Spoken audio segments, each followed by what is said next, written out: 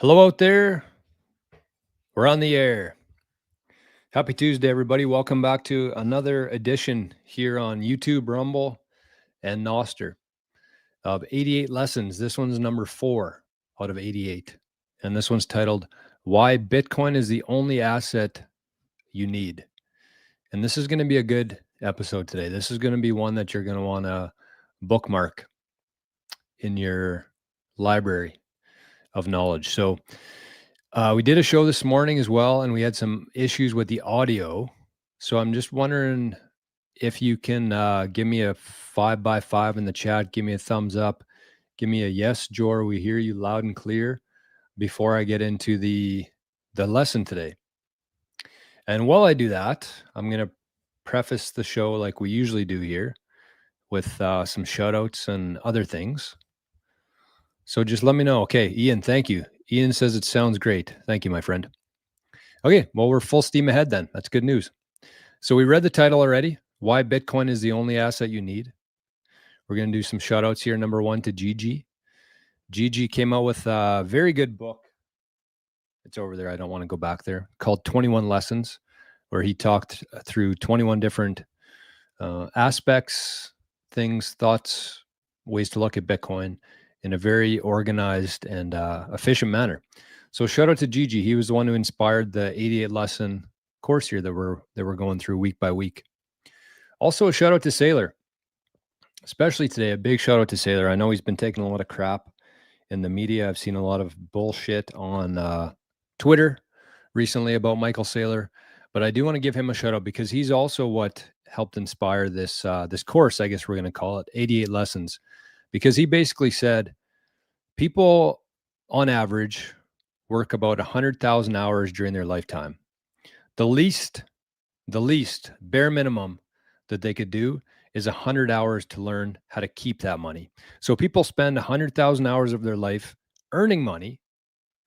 They should spend at least 100 hours figuring out, learning, studying how to keep that money. And as humans in society, in the fiat system, we outsource this. We've been outsourcing this for a lot of years now, where we entrust either a financial advisor, a hedge fund manager. We outsource this, and it's something that we should never have been doing. We should never have had to do. And they've been extracting value from our lives, both the financial system, the government, the central banks, all these different institutions have been extracting our value because we outsourced how to store that value to them. So shout out to Sailor. I think that if anybody, the idea with the 88 lessons that you should be able to consume it in far less than 100 hours, and you should be able to go through it once, twice, however many times you need to. I actually did a course. We're on day 320 today out of 365. So every single day in 2025, I posted a video in the 365 days of Bitcoin, and we already have people in that course who are watching some of these videos again. So I think that that's something to keep in mind here. I've been organizing them in a nice playlist on YouTube. If you want to go back and watch the first 3, I've also been doing replays of these every Saturday morning for people to watch if they just want to watch the lesson. Because part of these shows is we do the lesson first, and then we spend the next half hour, 45 minutes, hour getting into the second part, which also includes a little bit of Q&A.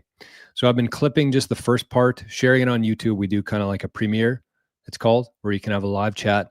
So I've been showing up there Saturday mornings as well for to hang out in the chat.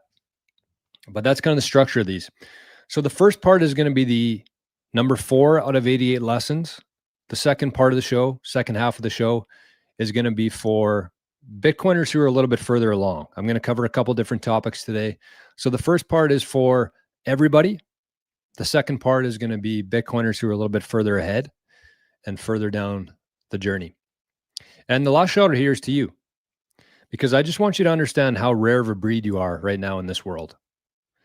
If you're into Bitcoin right now, if you're studying, if you're taking some of your time and energy to try to educate yourself and better yourself and take whatever value that you've accrued from working through the years and store that in the best possible battery, you're going to be light years ahead of everybody else that you know in your life.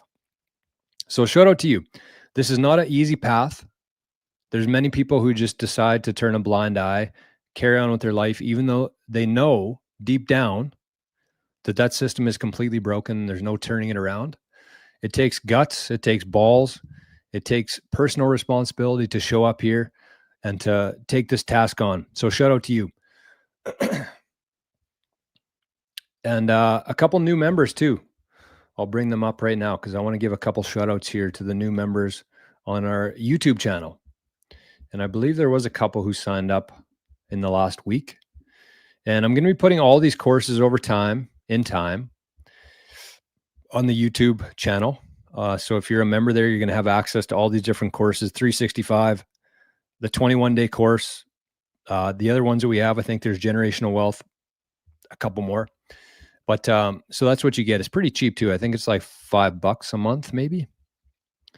So I wanted to give a shout out here to Paul, to Praetorian, and to Cal. They all joined as new members on the channel here in the last week. So shout out Paul, Praetorian, and to Cal. Appreciate you. And sponsors of the show. If you're familiar with the channel here, you know that we don't have any sponsors. You know that, or you believe anyways, hopefully, that we never will have any sponsors. So this show, this channel, everything that we're doing here is 100% funded and sponsored by the community. So I call them angels. Every day, people show up and contribute some of their own value. They send value my way. We don't even have a freaking QR code up here, Arn. What are we doing? There it is. So there's one way that you can give back. That's to Arnie's wallet. He was here. He's here and gone, I guess. And so that's one option if you're watching this on a TV or a laptop. The other thing that you can do is you can send to Jor at Rizful. So if you learn anything, have a few laughs, if you're entertained or educated, you want to send some back. I know a lot of people do, and a lot of people out there don't give people the ability to give back. But you got a QR code, you got a Lightning wallet there, Lightning address, jor@rizful.com.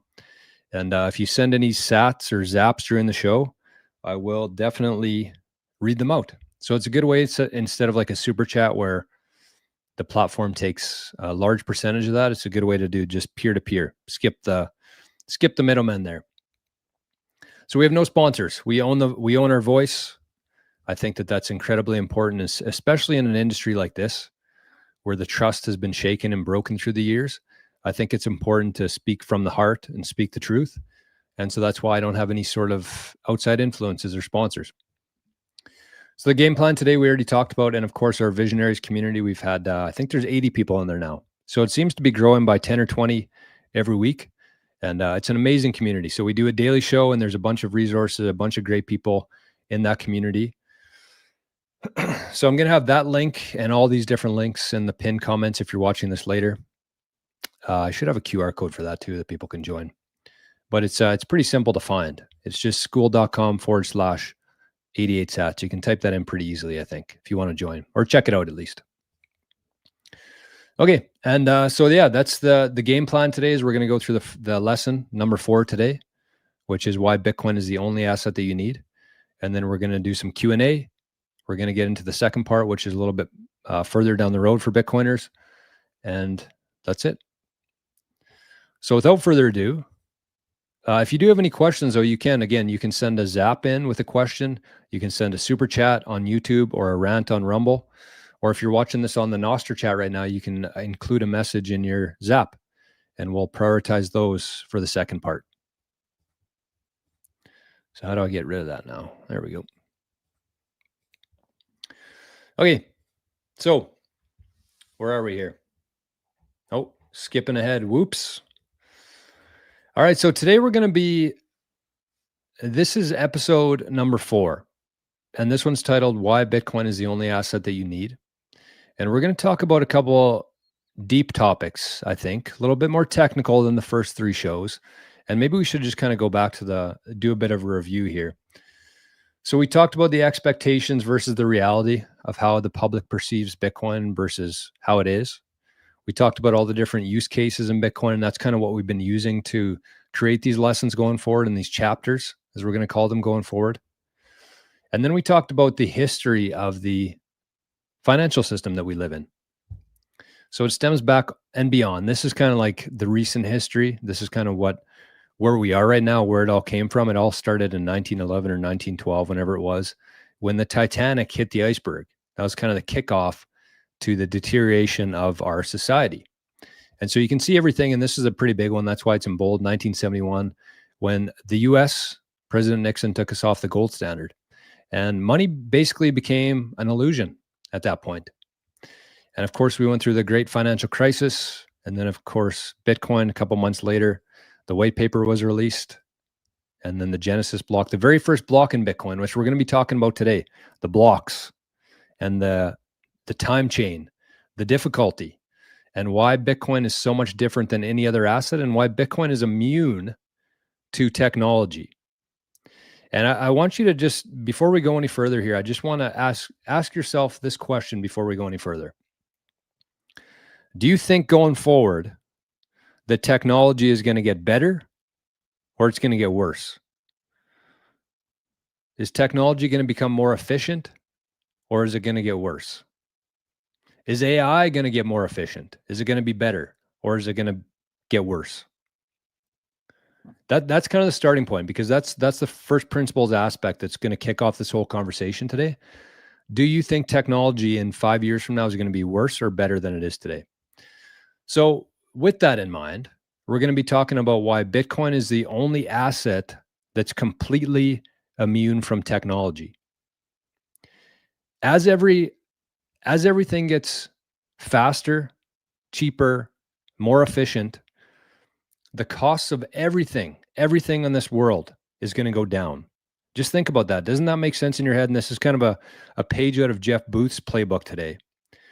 But as technology improves, as we can make things quicker with less, more efficiently, and cheaper, wouldn't the cost of everything fall down? The answer to that is yes. In a fair market, the answer to that is yes. So that's kind of our starting point today. So this week, we just hit a pretty big milestone in Bitcoin. And that is that 95% of the Bitcoin has been mined now. So I just want to show you this. So we're going to start this in January of 2009. This is kind of where everything began. So this was the Genesis block in Bitcoin. This was when the very first block was mined, January 3rd, 2009. So this wasn't very much further past the great financial crisis there.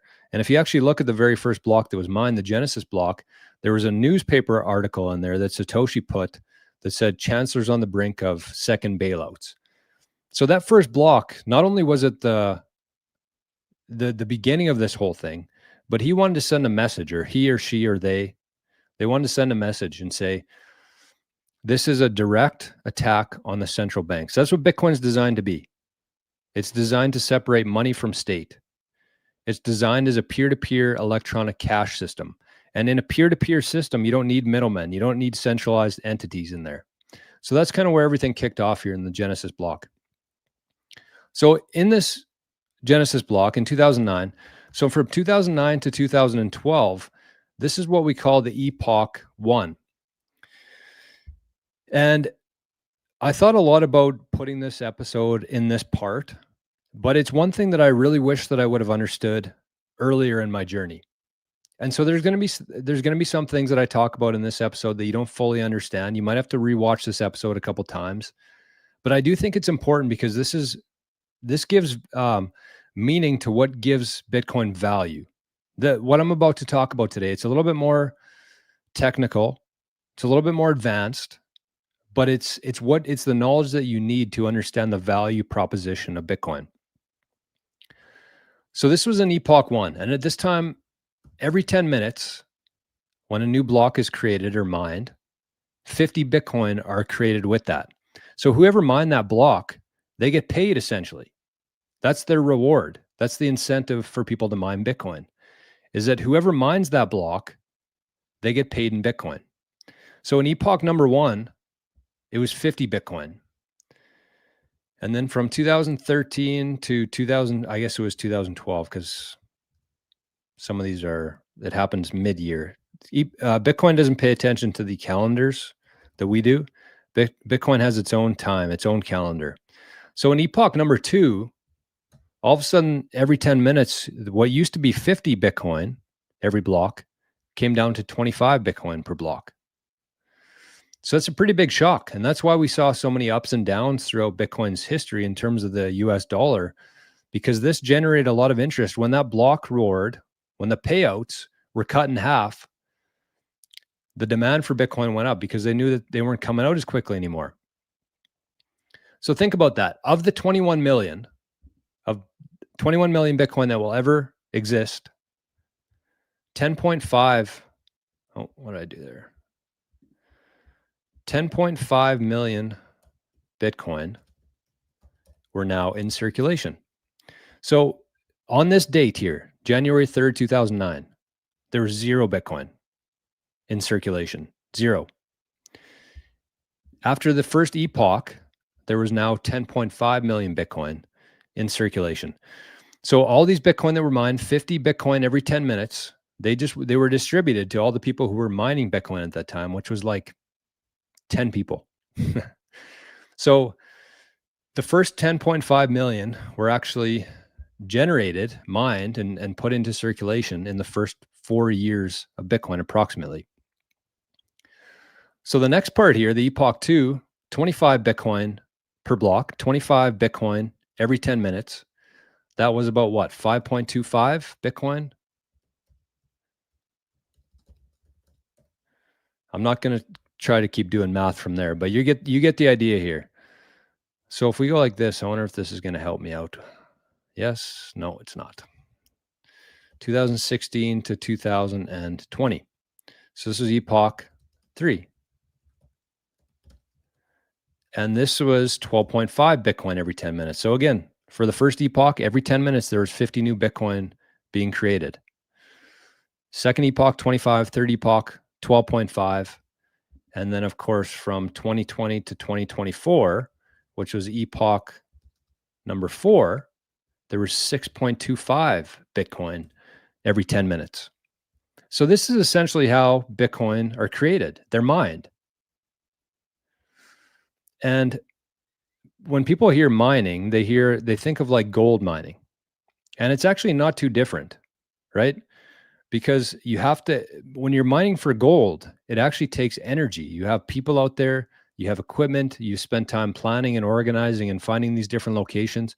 It requires work to get that gold out of the ground. And just like in Bitcoin, it requires real work, real energy to mine Bitcoin, because unless you have a power source, unless you have energy to contribute to the network, you cannot compete. You cannot mine any Bitcoin. So now from 2024 to 2028, which is where we are right now, in epoch number 5, it is 3.125 Bitcoin. And I'm sure you've heard of the Bitcoin halving before and how this whole thing works. And this is exactly how it is. So as new Bitcoin are created, as blocks are mined, those Bitcoin are sent to the miner of that block. It's pretty simple. So that's their incentive for mining. That's the incentive for somebody to take electricity, energy, and contribute it to the Bitcoin network, because they get paid in Bitcoin. So this week, we actually reached 95% supply, which means that 95% of the Bitcoin that will ever exist have now been mined. And so for the first 17 years, 95% of the Bitcoin mined have been mined. For the next 111 years, the remaining 5% will be mined. That's the halving. That's the supply and demand dynamic of Bitcoin. That's the psychology around Bitcoin. That's what gets people interested. And when people are interested, they build and they contribute more to it, to the network. And that's where we are today. So 95% of the Bitcoin has been mined, which means for the next 111 years, up until 2136, when the last block is mined, that's all there's left, 5%. And you might think, okay, well, what happens then? And as we get into this further, when we start talking about transaction fees and block subsidies and all this stuff, you're going to see what happens.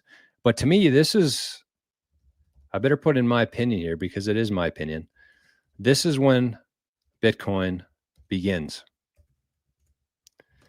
Everybody thinks that they're late to Bitcoin because the price has gone from $100 to $100,000. But in reality, this is really when the network starts. Because at this point, even though the miners aren't getting paid their subsidy anymore, they get all the transactions, all the transaction fees in those blocks that they mine. So when a new block is mined, and I know this might be a little bit much for some people at this stage, but just try to stick with me here. Every block that's mined has a subsidy and the transaction fees. So the subsidy is the fixed portion. That's these. These are fixed. So when you're mining for Bitcoin right now, you know if you hit a block, this is going to be your subsidy. It's going to be 3.125 Bitcoin. Every block, it's fixed. Until, of course, 2028, when it gets cut into 1.56. But it's fixed. You know what it is. Transaction fees are variable. And they're variable because it all depends on how busy the Bitcoin network is. So I'm going to show you this. It might make a little more sense here in a second. And I'm going to show you an example of a block here and what this means. So let me take this off for a sec. And I just want to say hi to everybody. I see a whole bunch of comments coming in. It's a little bit hard for me to stay focused here. But I just want to say, hey, I see your comments and thank you for being here today with us. So if I go like this, I'll get to the questions and all the comments after the lesson here. I'm not ignoring you. Okay, so if we go to the mempool here. So this is a great resource for anybody out there. I've spent so much time looking at this website and just playing around with it. But if we look at, you can see the block height here. So I said that Bitcoin doesn't pay attention to human time. This is the time in Bitcoin. This is what time it is right now in Bitcoin. 924194, which means that there's been 924,194 blocks since January 3rd, 2009, since the Genesis block. So that's the block height. That is the time in Bitcoin. So you can see here in this block, you can see who won it. It was Foundry USA. And you can see exactly how much they made from mining this block. So they got paid 3.138 Bitcoin for a total of 292,748. That was the US dollar value of this block. $292,000 they got paid. So you see why there's so much energy going into the Bitcoin network, because this is the payout. This is the reward for it. This is their incentive. Every 10 minutes on average. And you can see it's on average because this block was 20 minutes ago. This one was 17 minutes ago. And this was 13 minutes ago. So it's not exactly every 10 minutes, but it's on average. And we're going to talk about the average of it in a couple of minutes here. But you can see the subsidy and fee. So the subsidy portion of this is the 3.125 Bitcoin. The transaction fees portion of this is 0.013 Bitcoin or 1.3 million sats. And so this is what the miner gets paid, the subsidy and the fees. So this is the fixed part. This is the variable part. And so where do these fees come from? Well, each block is just a bunch of transactions. In this case, it was 2,896 transactions. And you can see here this Coinbase transaction, the newly generated coins, this is the payout to the miner. So they got 3.138 Bitcoin. So every time somebody sends Bitcoin, they have to pay a transaction fee, which we're going to talk about in a future lesson. But every Bitcoin transaction that's sent on the layer 1 network, you pay a fee with that. And so all those transactions that get put into a block, all the fees associated with those transactions, those all get paid to the miner, whoever mined that block. The miner gets to decide which transactions they want to put into their block. They get to design the template with it. So a lot of miners will choose the most profitable version of it. Obviously, whoever's willing to pay the most, that's the transactions that get put into the block. And so that's kind of the supply and demand dynamic of the Bitcoin blockchain. So all these, we'll talk about this later, but you can see all these transactions that are waiting to be put into a block here. It's about 40,000 transactions and rising. And so the Bitcoin miners get to look through all these transactions in the mempool here and decide which transactions they want to include in their block. And for the most part, they choose the ones with the highest transaction fees because that's what they get paid based on. Some miners do it differently. Some miners don't want to have any spam in there, so they select them differently. But for the most part, miners choose the most profitable transactions. So if we go back to, where am I here? Oh, crap. Press the wrong button there. Okay, so let's go to, let's bring this back up. Get us back on track there. So that was the variable and the fixed part, the subsidy and the transaction fee. So we talked about how the Bitcoin are created. They're essentially mined every 10 minutes. There's new Bitcoin created. 95% of them are done. How often? It's 10 minutes on average. So again, it's not going to be exactly every 10 minutes, but it's 10 minutes on average. And I'm going to show you what that means here. If I can go back to, where were we there? Let's go to the time chain calendar. I'm going to show you that this has been the case. So this is another really good tool, resource for you. It's called the time chain calendar. So it shows you there. You can see at the top, it shows what epoch we're in right now. It shows you that we've had 95% of the supply has been mined, which is 19.95 million Bitcoin have been mined. So everybody says there's 21 million Bitcoin, but that's not true. There will be in the year 2136, 21 million Bitcoin. But as of today, there's only 19.95 million. And this is the subsidy. This is what the miners get every block, 3.125. This is the exchange rate of Bitcoin. Today is 93,434 US dollars for one Bitcoin. For one sat, or for $1 in the US, you can get 1,070 sats. So this has all the information that you need. But the really cool part about this is you can see here, this is January 3rd, 2009 at the top here. This is when it all began. And this whole circle, this outer ring, is the new supply. So this, after 4 years, we mined 50% of the supply. After another 4 years, it was 25%, or now 75% of the supply. And then another 12.5, and then 6.125. And so that means that for the next 111 years, this is the remaining Bitcoin to be mined right here. So the first 17 years, all of these coins were mined, first 17 years, and the next 111 years, that part right there. And then if we scroll down, we can see more metrics from the network. And you can see here, since the Genesis block, since January 3rd, 2009, this has been the average block time. 9 minutes and 36 seconds. So there's been times where it's been bang, bang, bang, 3 blocks in 1 minute. There's been times where it's taken 1 hour for 3 blocks to come in. But on average, over the last 17 years, each block has been 9 minutes and 36 seconds, block by block, 1 block at a time. That's kind of the clock, tick, tick, tick. Each block, that's the Bitcoin networks, the time chain. That's the frequency of the network. Every 10 minutes, new block comes out. New Bitcoin are created. New transactions are put into the network, onto the ledger. They're there forever. And the reason why they're there forever is because every time there's a new block, everybody who's mining a node, they get a new updated version of the ledger. Whoever runs a node, they see every transaction that's happened since January 3rd, 2009. And every time there's a new block, that new updated ledger gets broadcast to, what is it here? 23,000. These are public nodes. There's a lot more than this.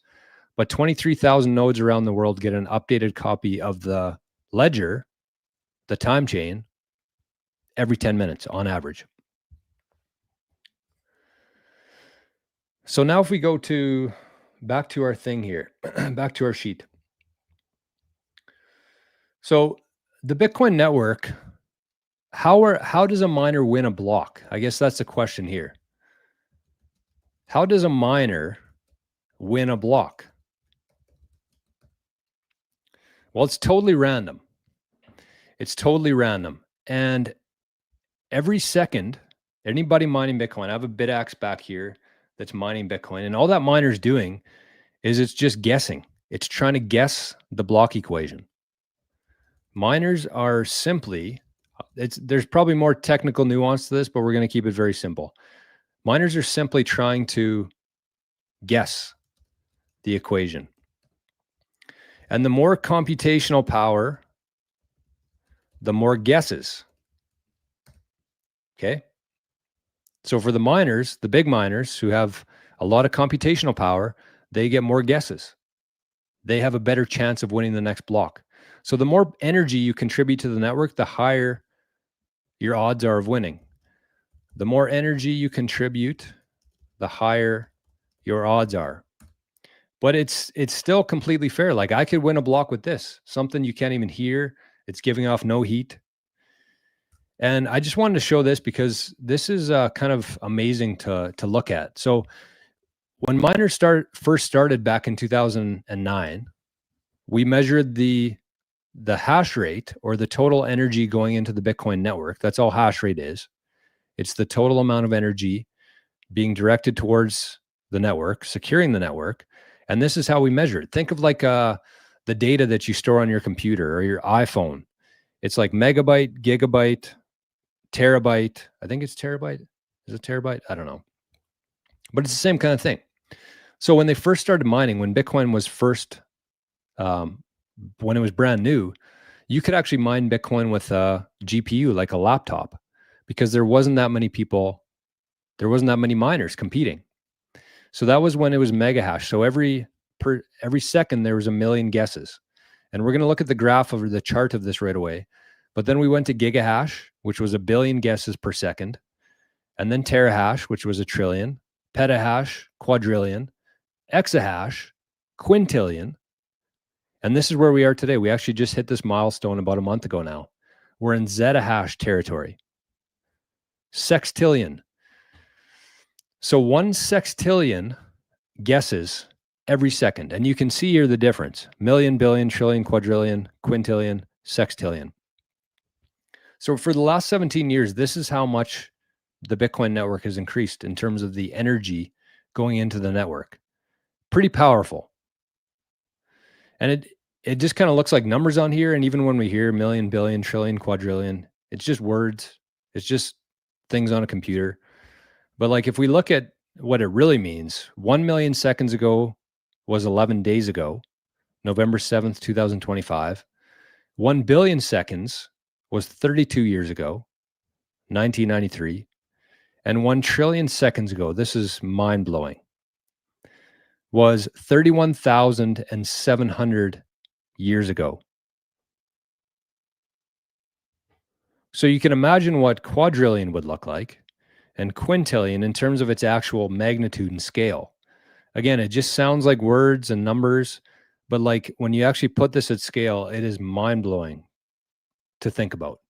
The human brain can't actually comprehend any of this stuff. So if we go back and look at if we go back to the mempool here, you can actually use this tool at the top here. There's this little axe looking thing, and you can look at the all-time hash rate in Bitcoin. So if we look at all here, this is my favorite chart in Bitcoin. Where is it? There we go. So you can see back in 2009, this was when mega hash, this is when you could mine a Bitcoin block and get paid 50 Bitcoin on your laptop. And then as more and more people showed up, we increased to gigahash, and then to terahash, and then to petahash. And then in 2016, we got into exahash, which is where we spent the next decade. So you can see the magnitude of this, right? Because we went from megahash to gigahash to terahash to petahash, and it looks like a flat line here. And then all of a sudden we went to exahash, and that's where we stayed for the next decade. And then last month, as you can see here, we crossed into the zettahash territory. So the point of this lesson today, more than anything else, is to show you that as technology improves, so do the efficiency of the miners.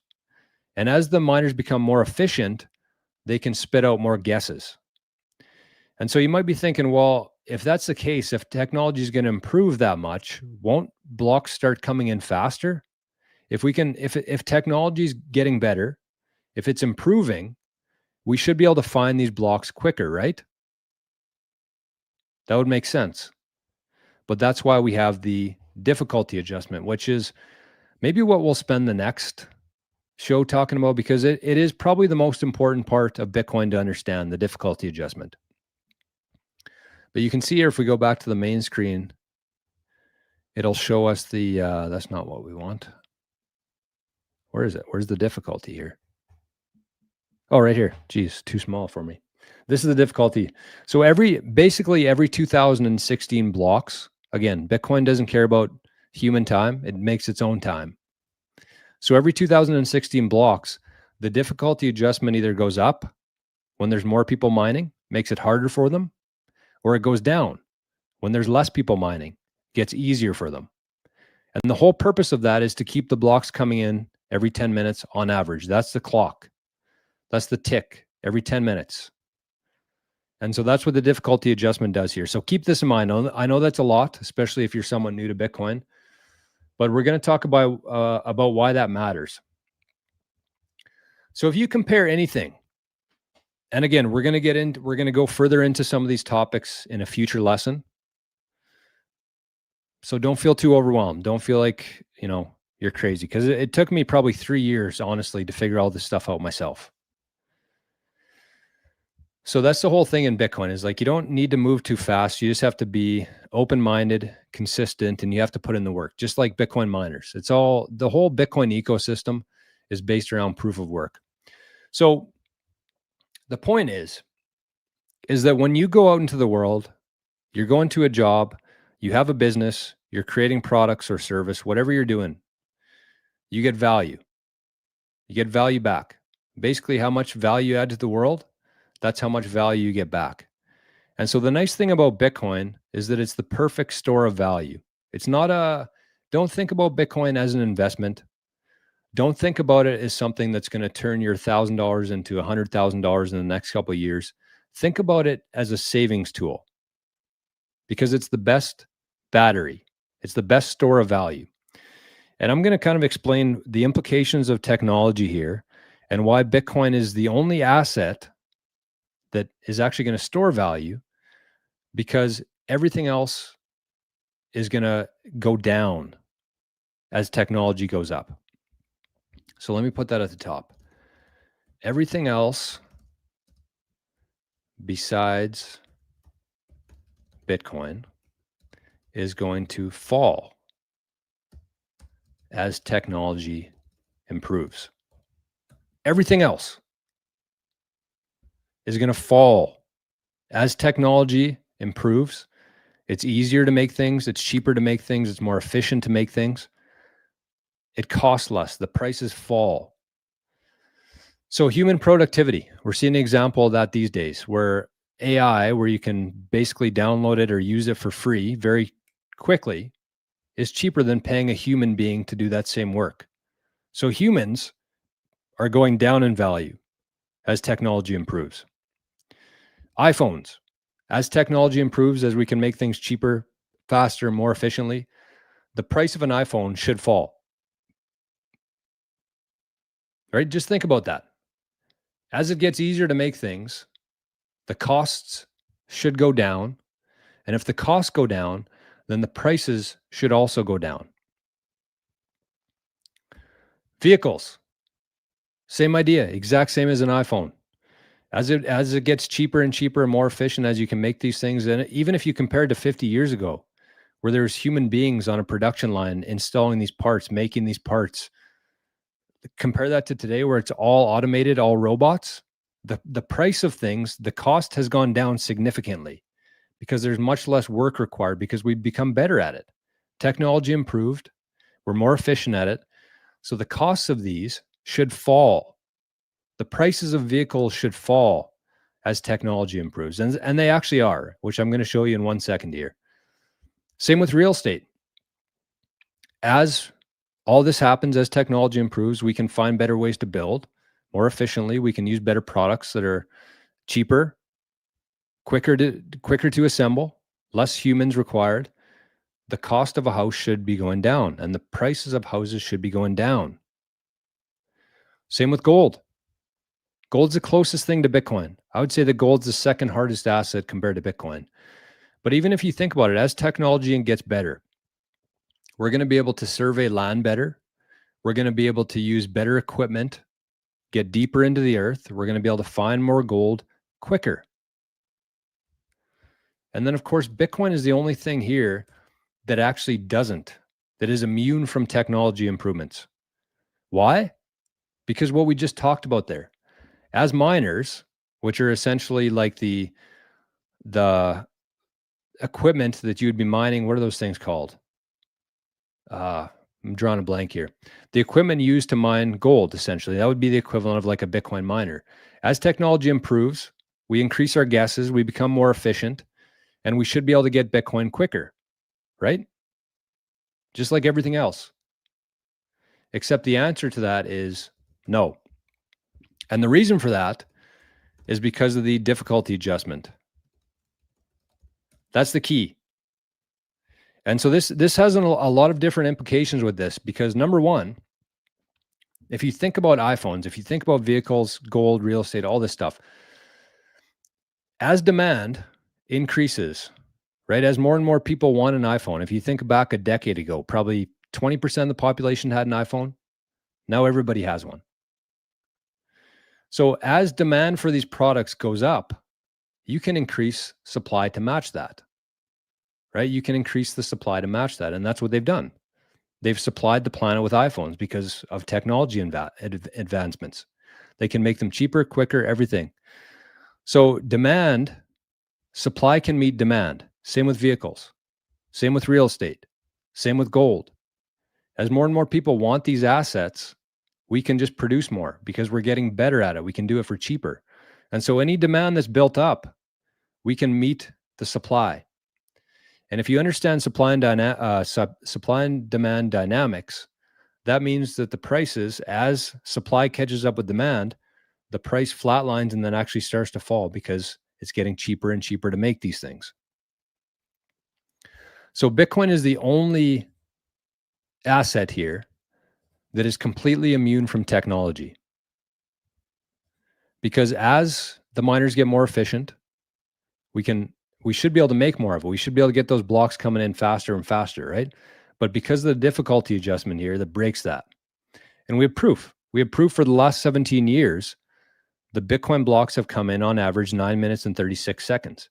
So this obviously works because as more people and companies are mining, the difficulty goes up. As less people and companies are mining, the difficulty goes down. So it works both ways, right? Because if all of a sudden half the network shut down, then it would take a lot longer for those blocks to be found. Because now there's half the amount of miners who are spitting out guesses. There's half the amount of guesses per second as there was before. So it's going to take double the amount of time for the next block to come in. So that's why the difficulty adjustment goes both ways. When people plug in miners, the difficulty goes up, makes it harder because there's more people competing. As people unplug their miners or power down for numerous reasons, the difficulty adjustment goes down. So the blocks on average can keep coming in every 10 minutes. So there was a famous line from Jack Mallers who said, gold is stuck in the ground. And this is a very good way to visualize it and a very good way to end the lesson here. Bitcoin is stuck in time, which means that no matter how much technology we have, no matter how efficient the miners are, no matter how many guesses per second we have going, we cannot get Bitcoin any sooner. We cannot shortcut the supply schedule that we talked about there. It's fixed. It's known. It's predictable. And when things are predictable, you can more accurately measure things against them. So whereas gold is stuck in time, the more technology you have, the more energy you have, you can get that gold out of the ground quicker, cheaper. You can meet demand. The supply can meet demand, which eventually flatlines the price and then starts coming down. Bitcoin, on the other hand, is stuck in time. There's nothing that you can do to shortcut that. You might get away with it for 2016 blocks. You might get the blocks coming in faster, but when that difficulty adjustment kicks in, it's back on track. And that's why we've seen that in fiat terms, in a broken system, all of these things are still going up in price. It's getting more expensive to make them, even though technology is going up. It's getting better. It should be getting cheaper and cheaper. But because of the fiat system, prices continue going up. So that's the whole reason why we're leaving that system. So if you think about it this way, a house in 2015 cost what? Let's just say 10,000 Bitcoin. A house in 2020, maybe it cost 100 Bitcoin.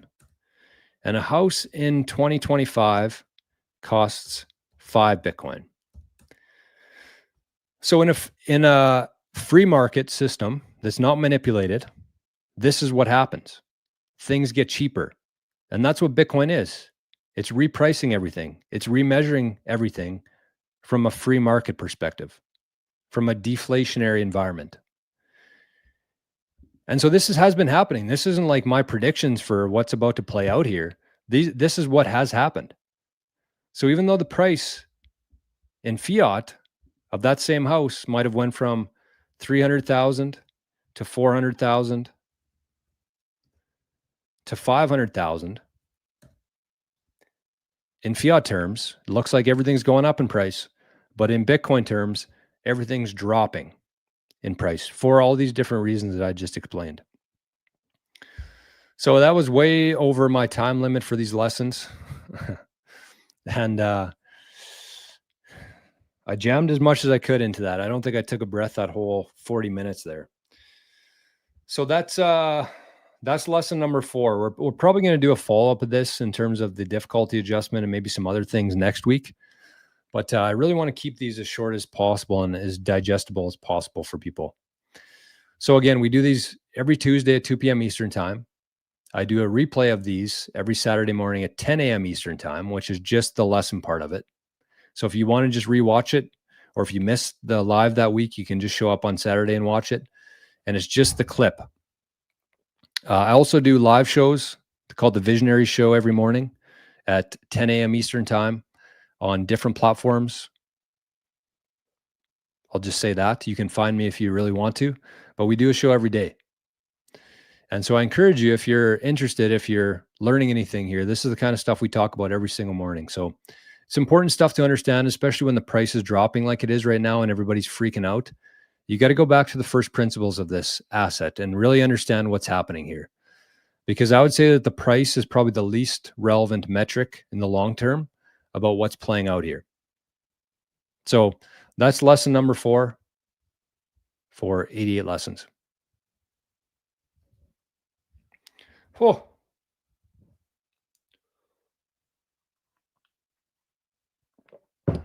My coffee's cold. My coffee is cold, and I see a zap came into Arnie Boy's wallet. From Raphael, 143 sats, said, "Hey, Jor, this is Raphael. I'm interested if you know the fourth turning crisis model." I've heard of the fourth turning model, but I'm not overly familiar with it, to be honest with you. But yeah. Okay. Well, holy cow, I missed a lot of comments there. I'll do my best to get to them all here. We're gonna have to zip through them because we're already 50 minutes into the show today. Sheesh.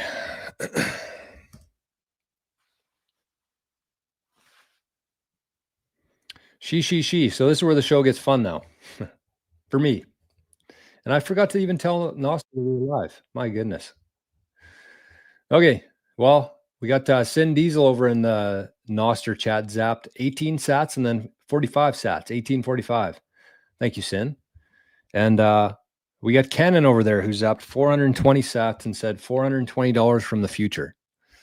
Thank you, Cannon, my man. So again, that was, as people are going through this, what I really want to encourage people to do here is share these lessons with anybody who's interested. Like, don't just start doing some cold calls here and sending these to people unsolicited.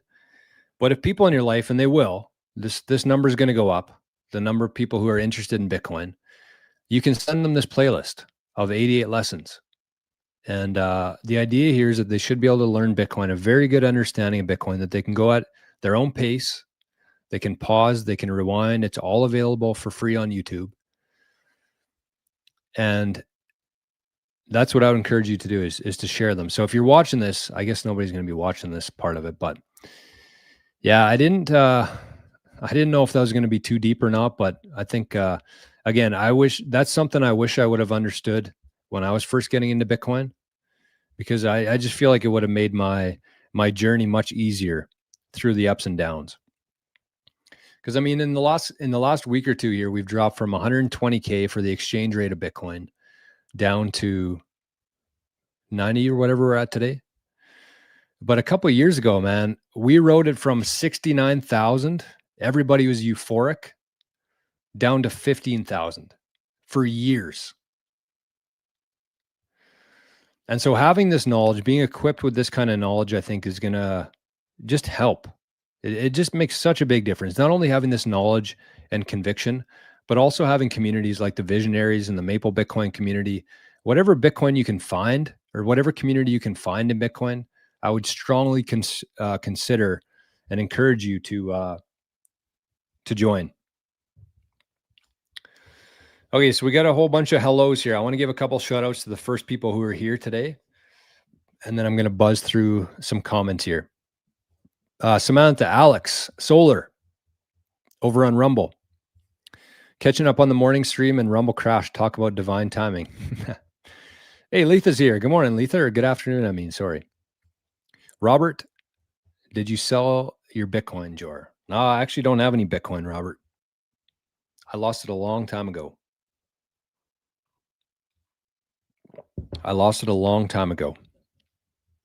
Actually I had a couple million sats. Would have been a little bit more than that, but I got a cold card. I wrote down my 12 words on a piece of paper, and I went to check it about 6 months later, and I forgot my PIN code to access my cold card.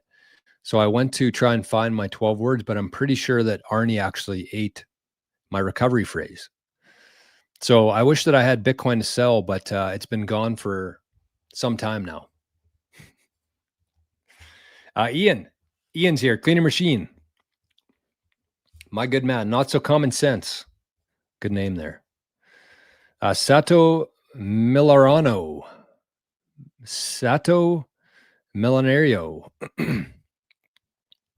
Oh, look at this. Hey, Jor, I'm a longtime viewer.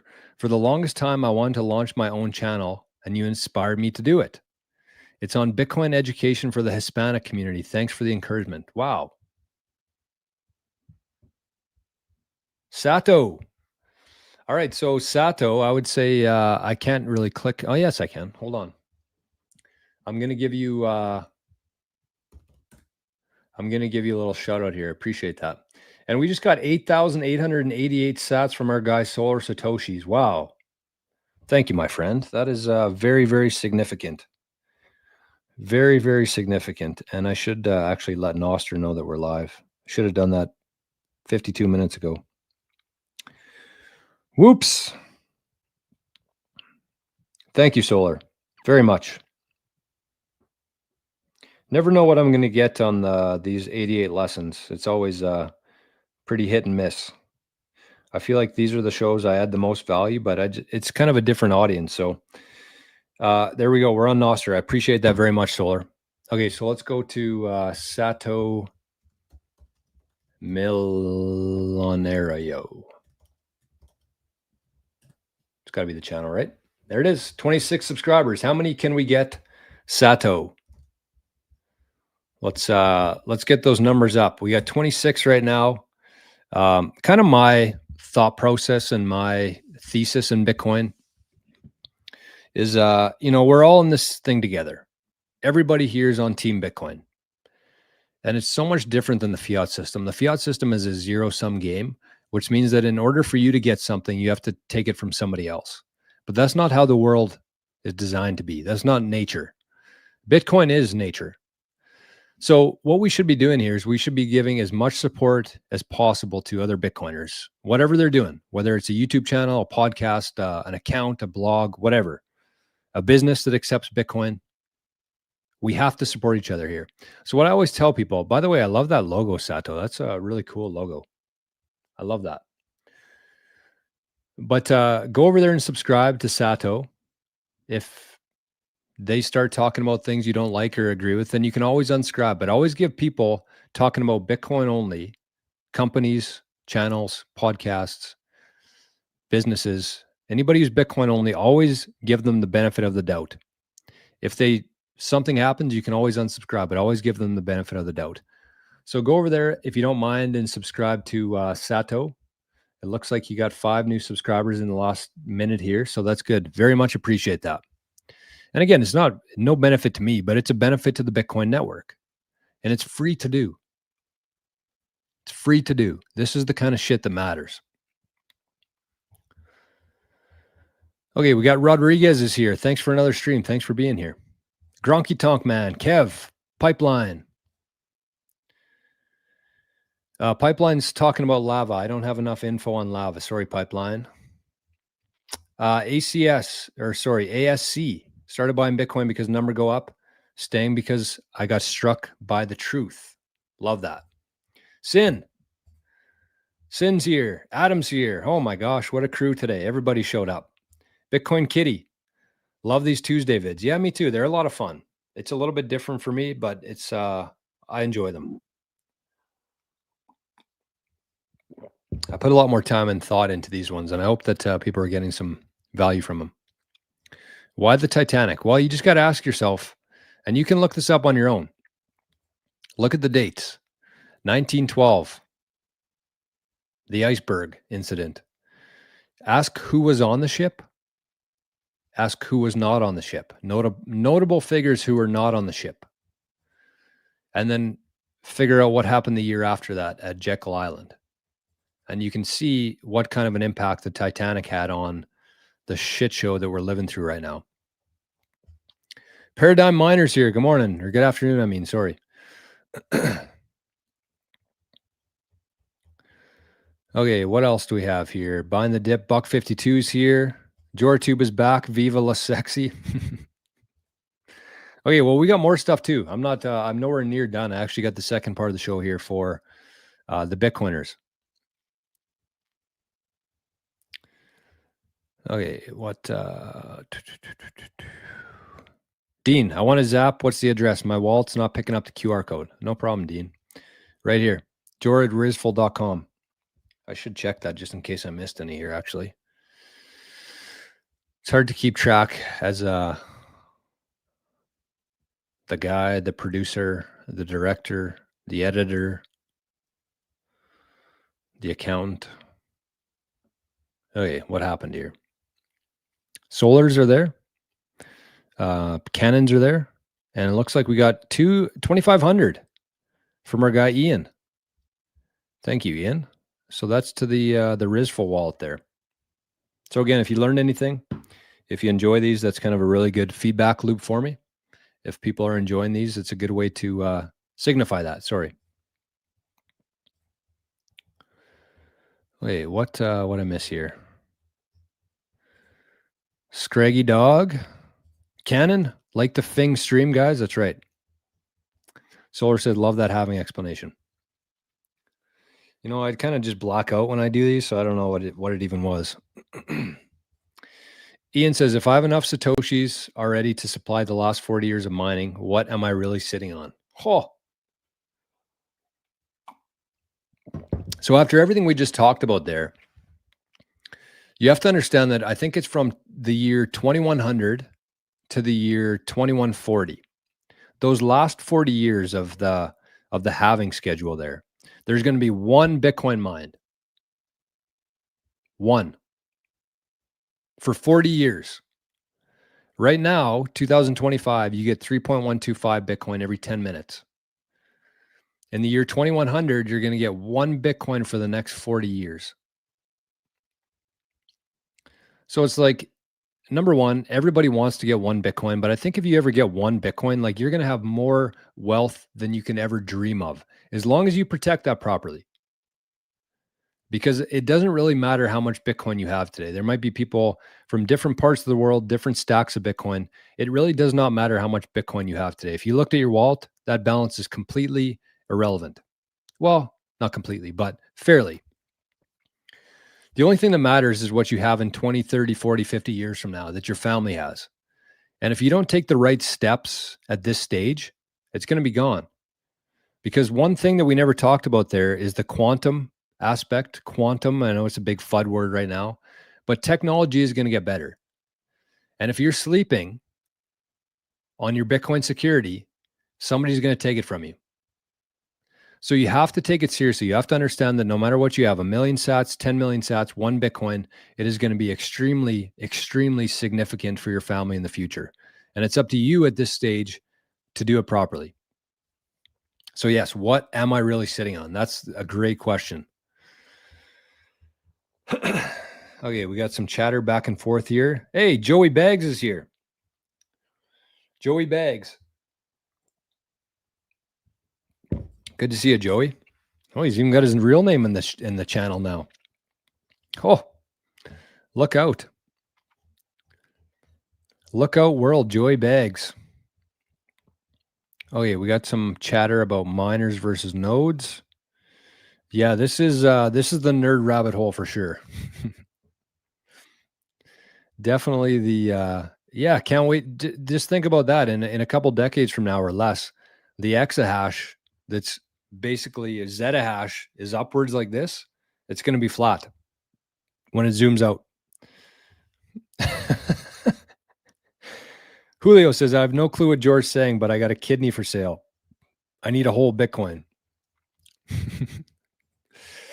Yeah, that's true. Who sets the fear and greed index, and is it a good indicator of short-term price? Nobody sets it. It would be based on different metrics, and depending on which fear and greed index you're using, it'll actually tell you at the bottom of the website like what's going into that calculation for the fear and greed. Timber Crasher. Bitcoin is forever alive. So as long as its believers are alive and don't bend their back to the wicked central bankers, kind of like Christianity, it requires believers to continue the work of Jesus. Good way to put it. Good way to put it. Bitcoin is a tool for hope. Fight on the side of optimism and stop feeding the beast system that robs you and your family. Wise words, buddy. Julio says, this is a good question. How about when quantum computing enters the chat? So I do believe, I mean, I don't know anything. I don't know near enough about quantum stuff. I just don't. To me, at this stage of the game, it just really sounds like a bunch of BS. It sounds like a buzzword, because I do understand how far we are away from it being relevant. I do understand that part of it. I don't know how it all works. I don't know the long-term implications of it, but I do understand how far away we are from it now. And that's why it's important to help fund the Bitcoin developers, because they're the ones who are kind of working through this stuff. And again, I think we're decades away probably from it. But technology is going to change. Bitcoin's going to evolve with it. And kind of my theory on it is that everything's going to fall before that.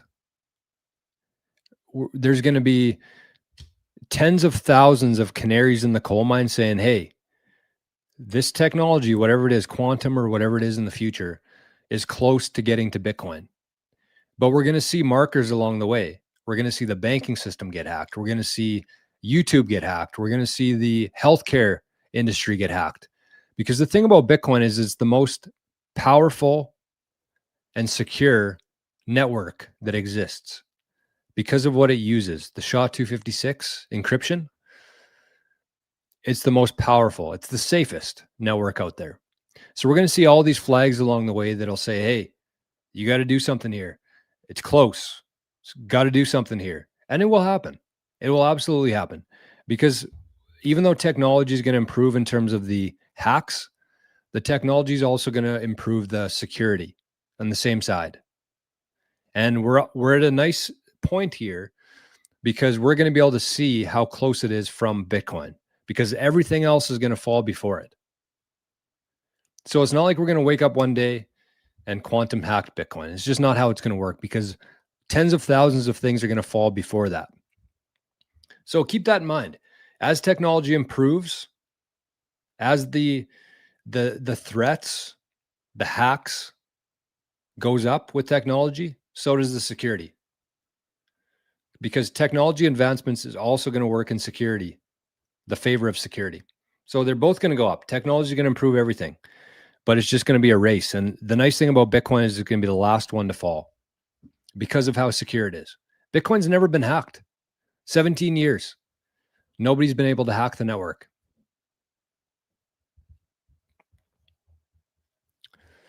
Praetorian's here. Good morning, Praetorian, or good afternoon. Sorry, I keep saying good morning. Simon, diversification is selling the winner. What's up, guys? Jor, sats are on sale. That's right. ACW, I love your lessons. Thanks. Thank you. Thanks for being here. Thanks for the feedback. Julio, appreciate you. My children and grandchildren, thank you.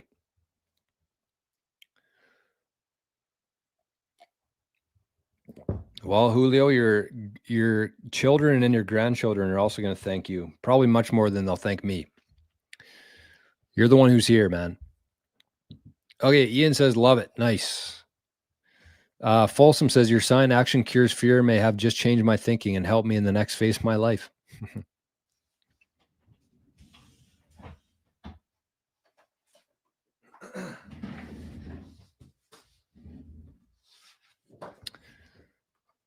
It's if you look a little bit closer, it's marker. It's permanent marker. I drew it as best that I could.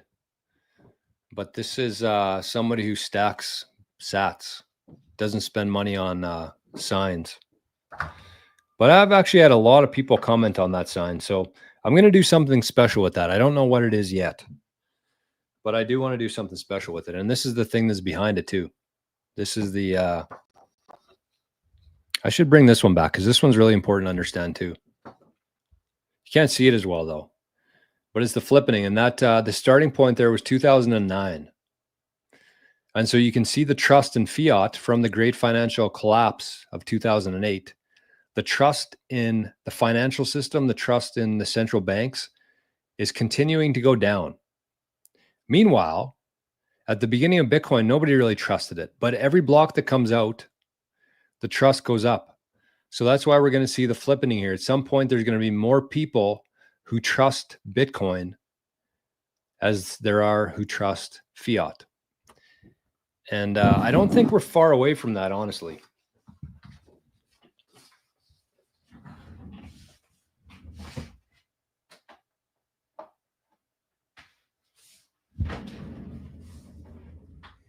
There we go. Slick Bitcoin cap, bro. I want it.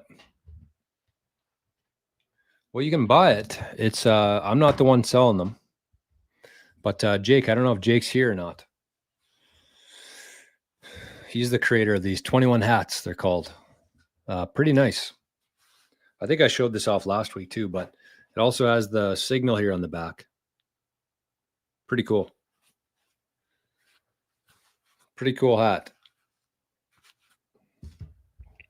So Simon, yeah, I'm sure you can get a hold of me. If you have any questions, anybody out there, I'm probably not the fastest guy to respond to emails, but I do get back to everybody eventually.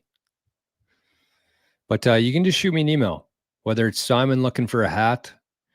If you need help setting up a lighting address, want some guidance on that. If you want help with your Bitcoin security, setting up a hardware device, that's kind of what I do most days, is helping people around the world with their cold storage and their Bitcoin security. If you have a couple Bitcoin and you want the maximum amount of security that is out there right now, the best security inheritance protocol that exists, shoot me an email. It's called the 21 Sats Security Inheritance Plan. So if you have any questions, I can't guarantee I'll get back to you within 24-hour time frame, but I will try my best to get back to you eventually. It's got a bunch of Arnie's hair on it. Okay, what's next here? How should you begin explaining Bitcoin to a noob? I mean, I don't know. I think about this a lot, man. So I've tried my best. Like I got a 21-day course, basically starting from zero in 21 days. You should be able to get Bitcoin, send Bitcoin, receive Bitcoin, store your private keys, all this stuff. And all these different courses are available in the Visionaries community for members. And I'm going to change that soon. I'm actually going to start charging for the courses in addition to being there, or raising the price or something. But for now, you can join and you can get access to all these different courses. So, I mean, the best thing, honestly, Raphael, is just to kind of go through it yourself, make sure you have a very good understanding of it yourself. And then what you're much more equipped for when the conversations come up. So yeah, I mean, even today, like I introduced the difficulty, the mining, all this kind of stuff in the fourth lesson. And myself, I never learned that stuff for like the first 3 years. And I wish that I would have learned it earlier. So it really depends, man. And there's lots of different ways to skin a cat, as they say. Letha the Icon. Letha the Icon. All right, we got Duncan over in Noster. Zapped 888 sats and said better late than never. Duncan, my man, good to see you, buddy. It's got to be close to bedtime for you soon. Hopium said, who are you?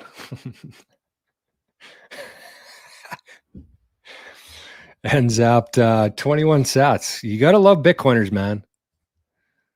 Look at that. Can I zoom in on here? Yeah. Hopium said, who are you? And then proceeded to zap 21 sats. There's Cannon, there's Sin, there's Duncan over in the Noster chat. That's a good question, man. I don't know. You have to figure that out yourself, who I am. I'm a very unknown Bitcoiner who does a live stream every day on different platforms that aren't very mainstream. But Hopium, you're on frickin' Nostra. You should know.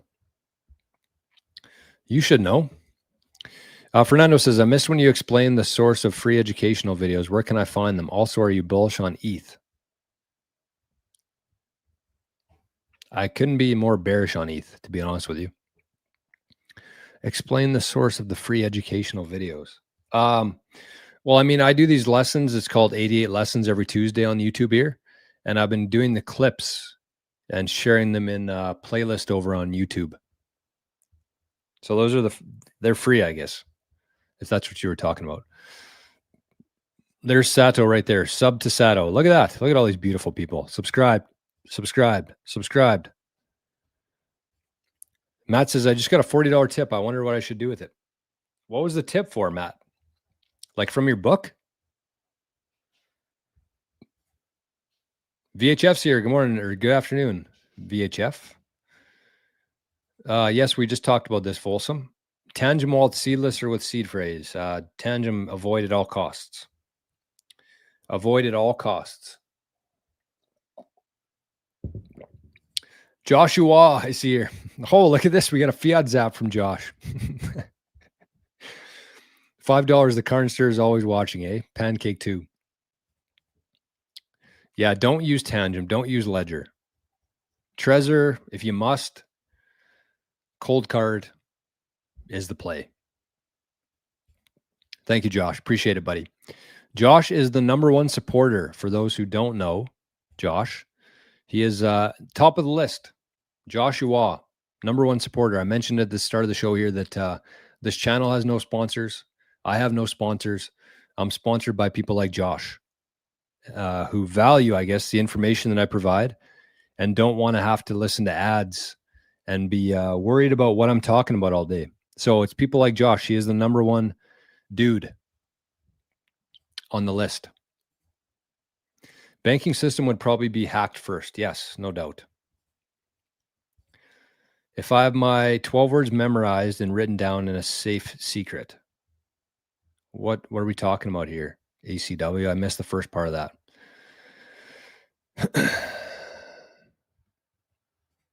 If I have my 12 words memorized and written down in a safe place, I guess nobody can take it. Yeah. But, you know, you got to keep in mind that if you're leaving your 12 words written down somewhere, that if somebody else finds that, you might think it's a safe place, but there's a lot of things that happen in the world. It's a pretty unpredictable place. And if somebody else finds those 12 words, they now are the co-owners of your Bitcoin.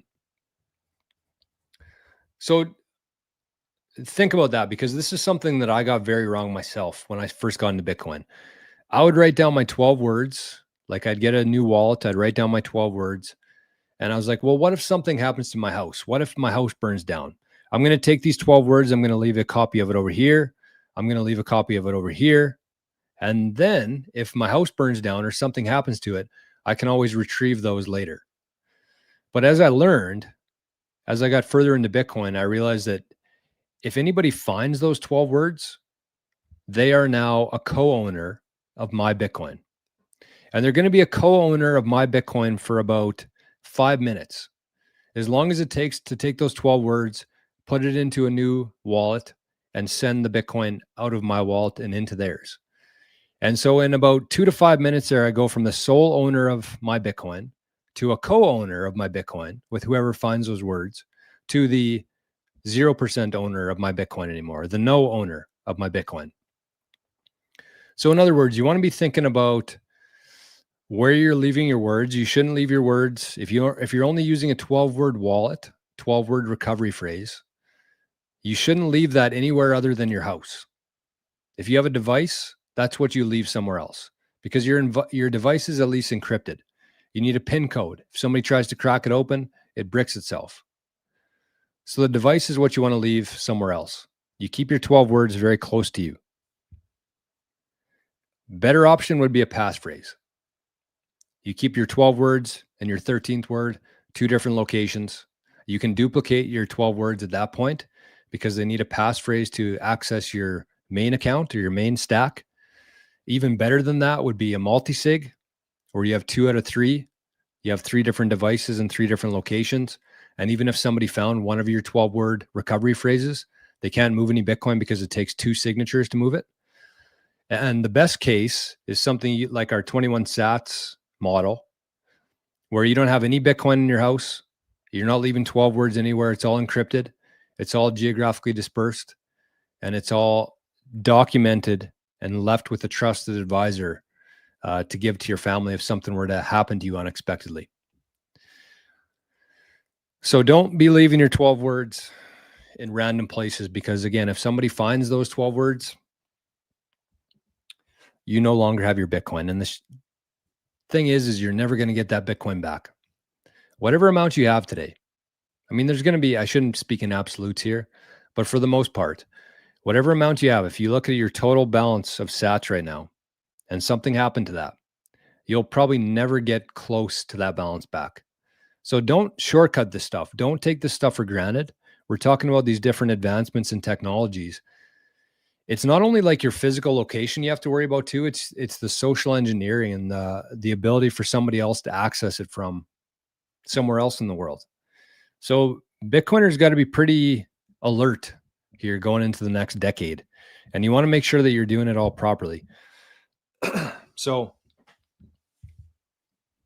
reach out. Cool thing that I do, and I haven't really talked about this honestly in these 88 lessons, but a cool thing you can do, I think I was the first to offer this in Bitcoin, this option. I think Jerry likes to say that. I think I'm the only one who does this, but I think I was the first to implement this. Maybe not. I'm sure there's some OG Bitcoiners. Maybe they stopped doing it by now. But anyways, I have this thing where you can actually set up a call with me for 15 minutes, 30 minutes, whatever it is. You don't have to make a prepayment or anything. You can just send whatever it was worth to you back. So you can set up a call if you got a couple questions about your own security setup. You want a second opinion. You want to learn more about a certain thing. You got a question. You can use that link and set up a call. Value for value, it's called. So there's no prepayment. You can just send me whatever whatever you feel is worth to you.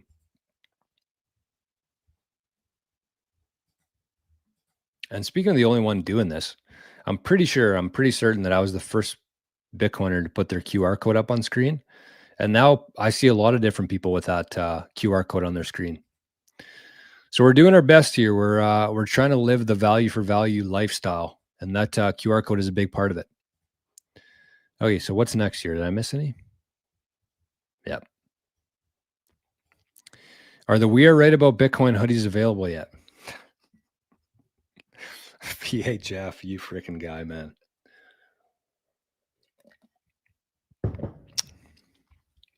They're not available for fiat.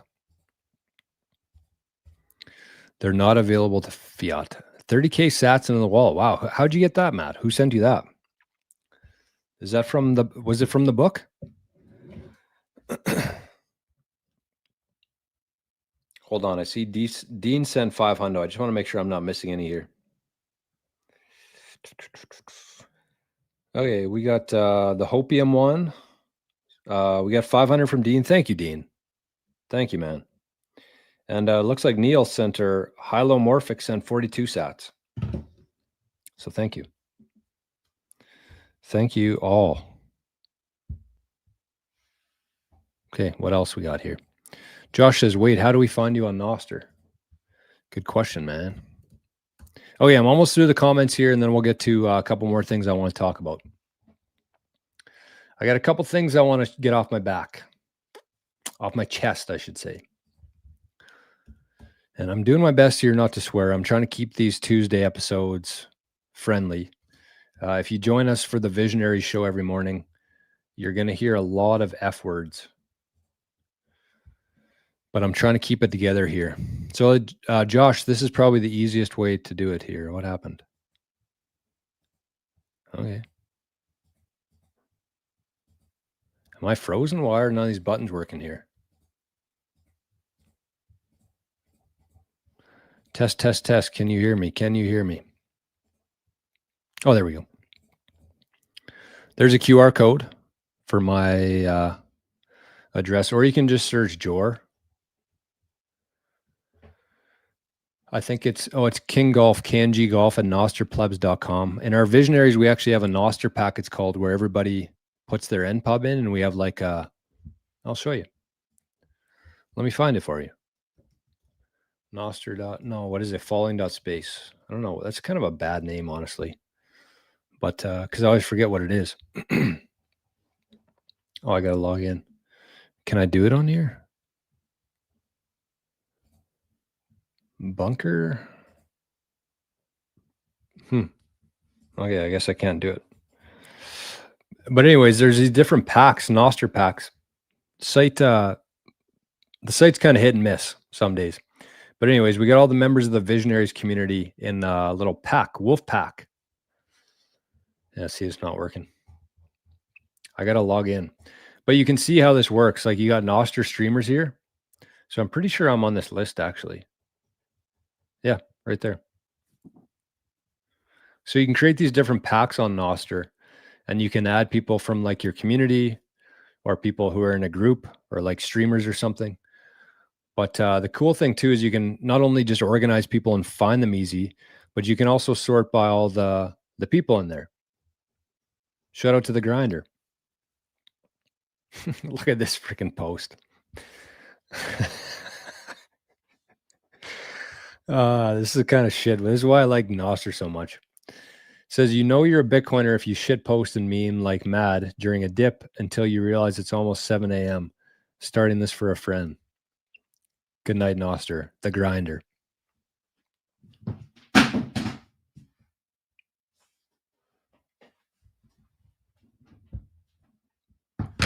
Wow. Last time I dropped something, I broke my miner. Phone's still good. The phone's alive. But anyways, sorry, I kind of got sidetracked here. Yikes.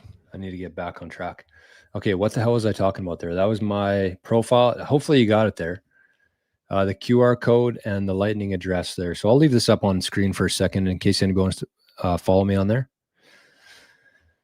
Why am I bearish on Ethereum? Because it's a proof of stake coin. It's a proof of stake coin. It's basically just a mirror image of the fiat system in a lot of ways. It's very centralized. It claims to be decentralized, but it's not. Their supply schedule seems to change every year. What else? There was a pre-mine, I believe. Maybe not. Maybe there wasn't with Ethereum because they used to be proof of work. So forget about that. But the other part too, the main one, is that it's just not a store of value. It's not a store of value, because if you understand the aspects, characteristics of Bitcoin, it's what makes it a true store of value. There's a lot of reasons for it. It's fully decentralized. It has a fixed and known supply. It requires proof of work. So if you want to create Bitcoin, you have to essentially add energy to the network. You don't have to do that with Ethereum. You just have to have a bunch of coins. It's not fair in the sense that if you want to stake Ethereum, you have to have like $100,000 worth of Ethereum to get more of it. Whereas anybody in any part of the world could plug in a Bitcoin miner and have a chance to mine the next Bitcoin block. So there's a lot of reasons. Ethereum might have some use cases, but it's not a store of value. And so what I usually tell people is, like, if you need to use Ethereum at some point in the future, just swap some Bitcoin for it. But it's not going to hold its value through time. And the chart, Bitcoin versus Ethereum, will show you that. This is my opinion on it. But it's not a store of value for all those reasons that I mentioned there.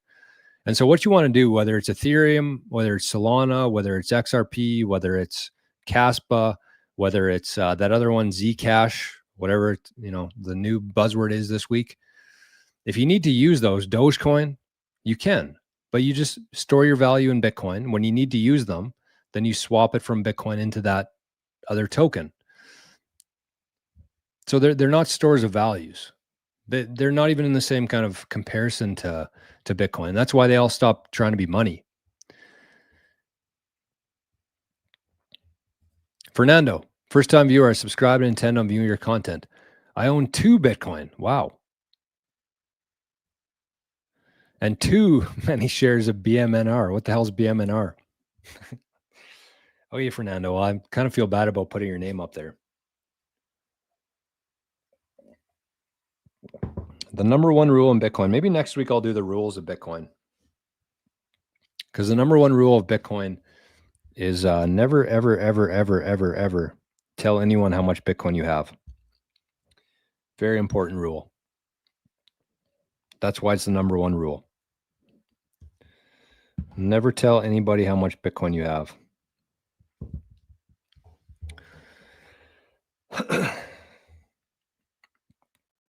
Okay, what did I miss here? Bitcoin chat ETH, please read the Genesis block. Yeah, truth. True. Joe running that extended value version episode. Yeah, we're over time here, but that's okay. That's okay. Thanks. Oh, I missed a lot of comments here. Okay, I'm going to catch up. 0-hour dipshits who say, what about quantum? Don't understand how vulnerable their imaginary money is and is not worth the explanation unless you like them. True. It's like asking calculus questions without understanding algebra. True. Oh, shit. Sorry, VHF. I did not order one, but I can. And I think I actually ordered a couple extras for inventory. So we'll get it figured out. Don't worry, buddy. Now we're back, buddy. We are back. We are back. Yeah, you're not catching grief for it. Hopefully it didn't come off that way. I just don't remember you saying that last part that you just said.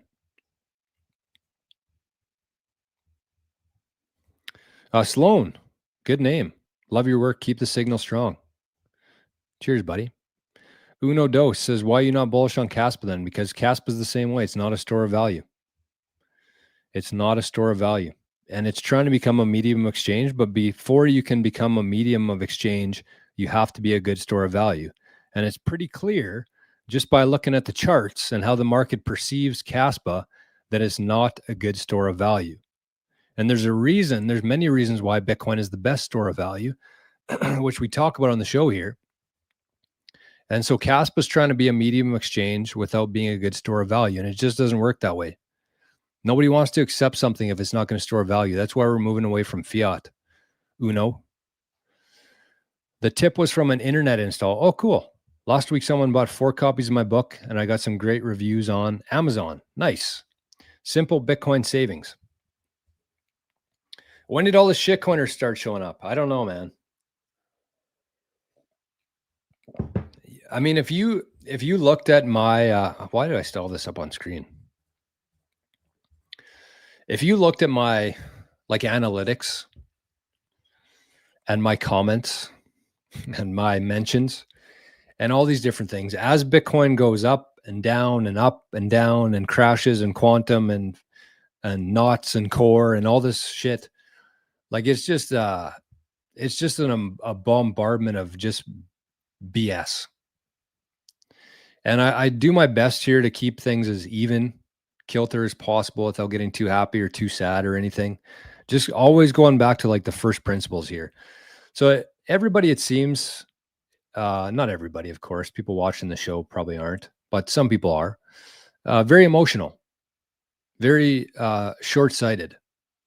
Everybody's long-term thinking until their investment starts going down, and then it's they turn to short-term thinkers pretty fast. So I don't know the answer, the reason for it all. I'm just trying to show up here every day and do what I can. Sandra B says, put up QR code for your NPub.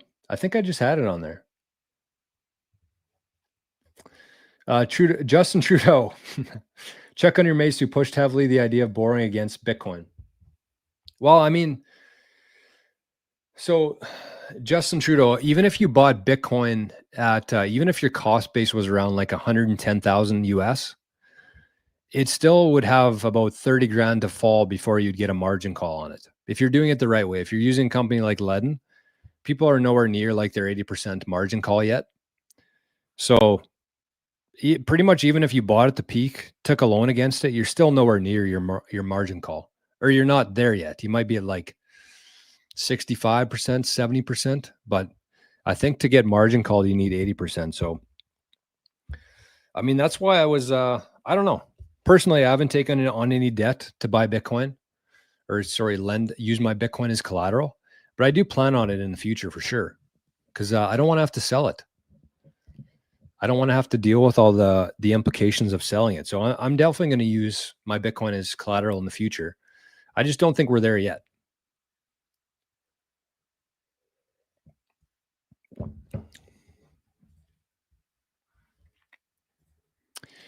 Casper will be big in a few years. It's still early development stages. Bitcoin wasn't created to be a store of value based on the white paper.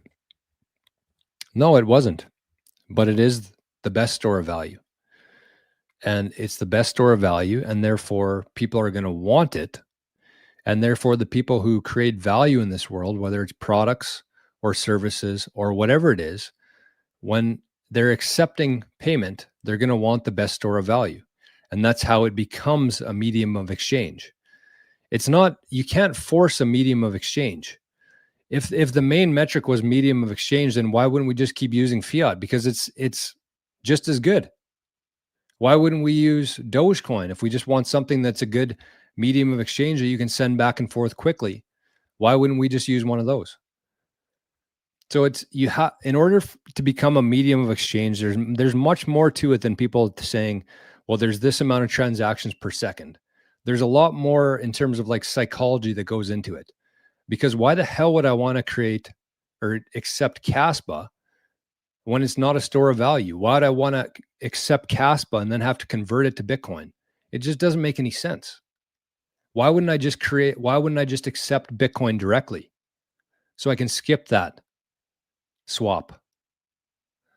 And so if people want to accept it, if it's the best store of value, then all of a sudden it will become a medium of exchange, because the people who add value to the world will want to accept the best store of value. Like, it's not complicated. I know there's a lot of like analysis and different technical things around it, but to me, it's very simple. Very simple. So, I mean, here's the thing, Uno, if you want to store your wealth in Caspa for the next couple of years, then do it. I'm not going to talk you out of it. I'm just saying I'm going nowhere near Caspa because it just doesn't make any sort of sense.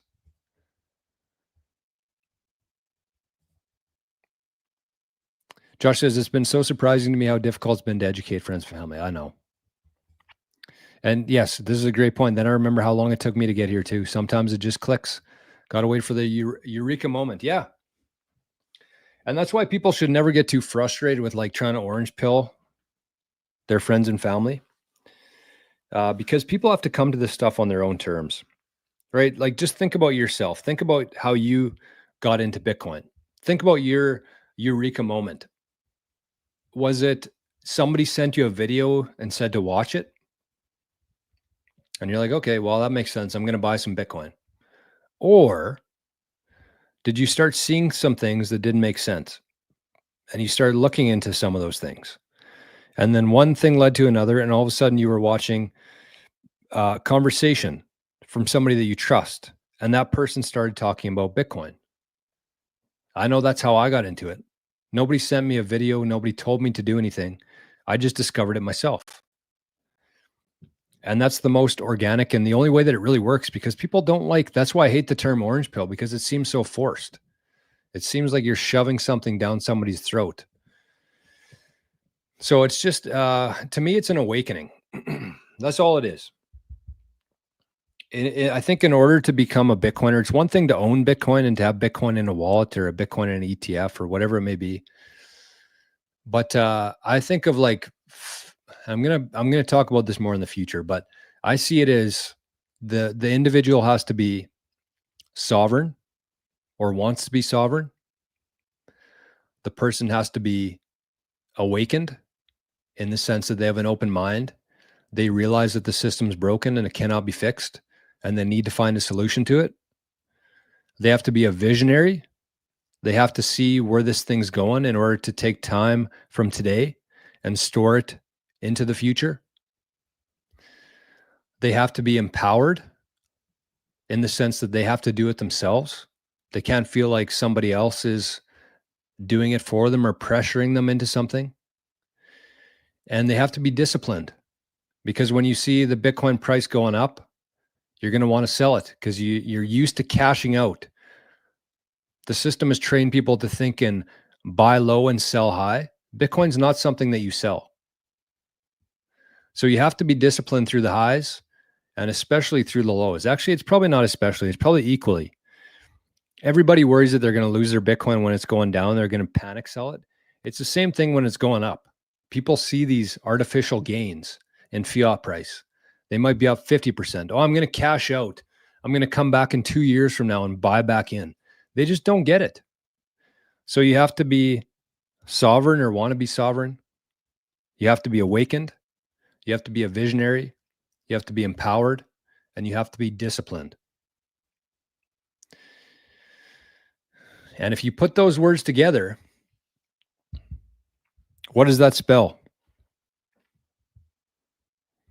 This is the debut of my new Bitcoin acronym, and how to think about this. Because when you think about it that way, then you're less likely to push Bitcoin on other people, because you have to go through all 5 of those things. You have to be all 5 of those things for it to really click. What does that spell? Saved. Saved by Bitcoin. Pretty good, eh? You guys just witnessed history.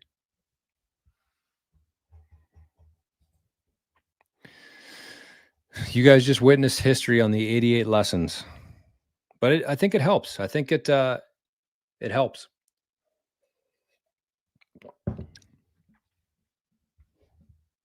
Six-five sad zap 21. Thank you, Mark and Bob. And then 1650, trying that again. So Mark tried zapping 1650, got 21, but then did it anyways. Thank you, Mark. Appreciate that, buddy. Very much. Plural says strong words. Yeah, just think about that. Think that one through. Awakening is a good way to put it. Yeah, you have to be all those things. Ian, check them boxes. All right, well, go through it again. Sovereign. Yeah, well, you have to be sovereign. You have to be awakened. You have to be a visionary. You have to be empowered, and you have to be disciplined. Sandy says, everybody talking about storing value and financial freedom. I miss the when Lambo days. I don't know about that one. I think there's some sarcasm there. The next best crypto is a future version of Bitcoin, not some other shitcoin. 100%. Basura. Sorry. The bro gets me there every time. Okay, awesomeness today, Jor. Plural zap 5 and said saved by Bitcoin. Somebody over on Nostr was looking for my NPub there. Sorry. Oh, sorry. Too many stories here today. So I'm gonna have all this stuff. I'm gonna keep going here for another like 20 minutes if people want to hang around here. With long shows like this, I feel like people are like, okay, well, he's gonna wrap up soon because it's already been an hour and 40 minutes. But I'll probably stick around here for another 20 minutes. I would say I want to talk about a couple of other things. So just as a heads up there. And my cold coffee is finally done. So let me just take a little wee break here. So hopefully everybody got that. I'm going to have all these links, everything that I talk about on the show today. I'm going to have all the links in the pinned comments. So I don't know if you want to check back or look at other videos, because I usually have the same pinned comments in there. Or just, I don't know. I share the important ones in here. Hey, where are you watching that on? Oh, obviously Nostr. So if I just go like this, public key, can I copy that? Copy user public key. Okay, there we go. I just put it in the, you can't look at this on YouTube, but on Nostr, you can copy and paste that. All right, I need some water. And where the heck did my freaking element go? I just need to take like a 10-second break on my voice here. Where is the elemento? Got to be somewhere here. I thought I brought it in here. Did I drop it? Arnie, you take my element? Arnie, did you take my element? I don't want to get up. Frick. Okay, well, I guess we're just drinking water. Oh, there it is.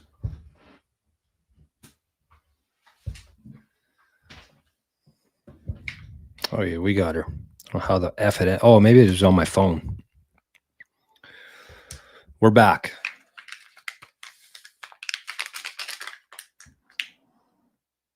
Oh, yeah.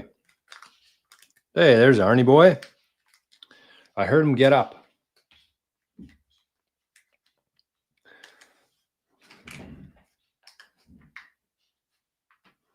Where's Arnie? Where's the white wolf? Is he there? No.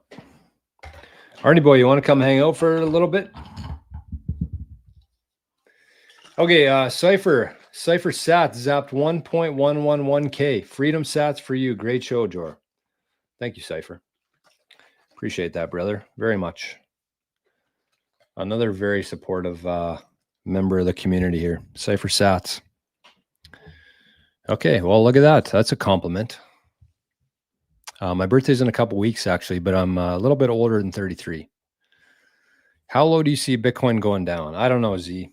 That's a question I've been getting asked a lot from friends, from family, from everybody.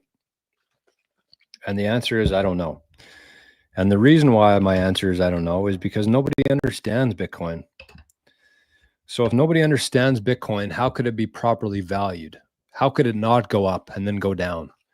If nobody really understands what this asset is, it's not like gold, right? If you stood on a street corner and asked 1,000 people what gold is, they'd be able to tell you. Probably 999 of them. There might be some dummy who walked by, didn't know what gold was, but it's been around for tens of thousands of years. Everybody understands what gold is. Everybody understands what real estate is, somewhat, but nobody understands what Bitcoin is. So how could it ever be fairly valued until people understand it? So with that in mind, I don't know. To me, Bitcoin's worth over $10 million today.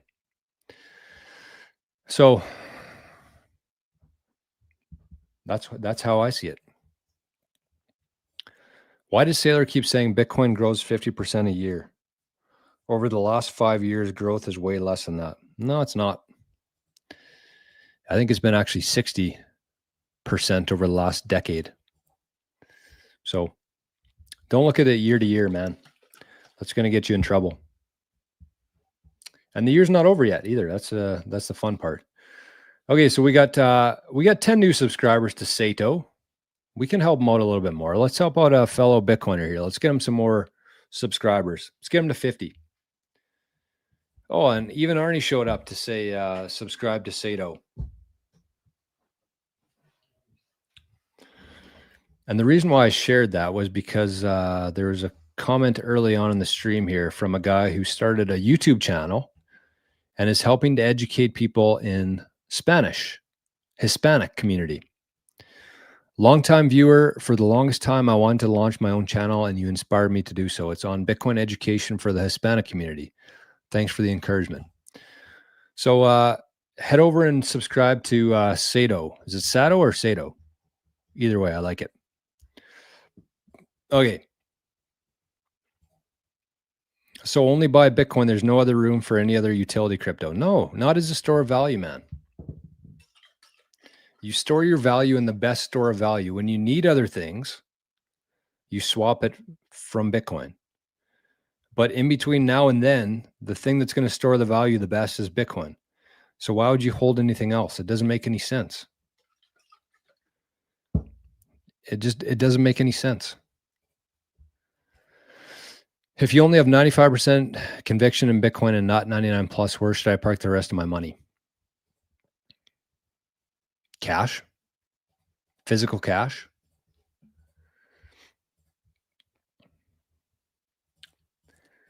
Physical cash. Okay, what did I want to share here?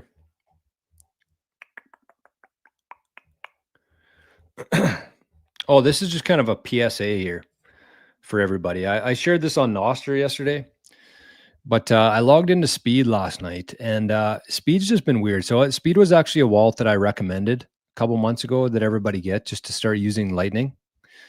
And I've changed my mind on that for a few reasons, but I logged in last night and it said this: Speed's been just updating like every week. Like it's way too many updates. It's unsettling to me. So I'm going to keep my address in case things turn around. Like I think it's 88 sats at speed.app. But I'm going to delete the app from my phone because they're just like, what is this? Your transfer is protected and compliant. That's probably the last words. Protected is one thing, but I don't want it to be protective. I don't expect it to be protected in a Lightning address, a custodial wallet. Compliant with who? Who are you sharing my data with? Who are you sharing my transaction history with? So I'm done with Speed. Sorry for the language on the tweet there. But yeah, I would encourage if you see Bitcoin as like a freedom tool and not a surveillance tool, I would suggest getting rid of Speed. I suggest something like Rizful, something like Wall to Satoshi. If you want to run your own node, you could use something like AlbiHub or Zeus, Phoenix. But I'm getting rid of Speed, man. It's shitty. I don't like it. And there's actually a lot of, I shouldn't say a lot, but there's a few Bitcoin influencers, I think, who are paid pretty well to support, to promote the Speed wallet. So it's out of my life now. And I would just encourage anybody out there to do the same. Okay, I just got to send a couple things here to my email that we're going to go through here. Oh no, there was one other thing that I wanted to do. Sorry, I put a lot of thought into the first part of the show, and then I kind of forget to do the rest of it. But I'll get her sorted out here. Don't worry. Just give me a minute. 88 lessons. Where are we here? Okay, Maple. Oh yeah, okay. There's a couple here that I want to share.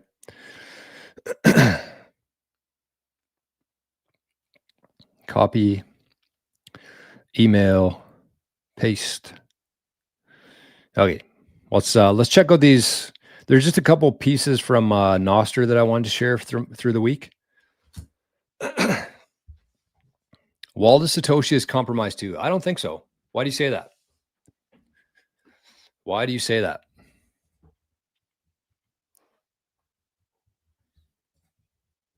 Why would you say that? Why would you say it's compromised?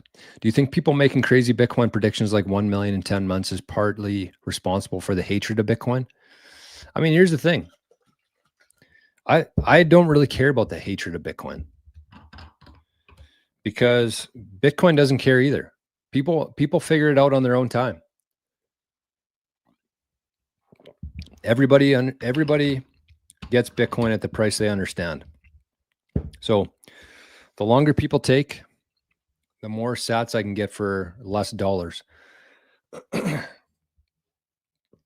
Okay, so let's go to the email here. There's a couple things I want to share, and then we'll round out here. We're already at an hour and 50.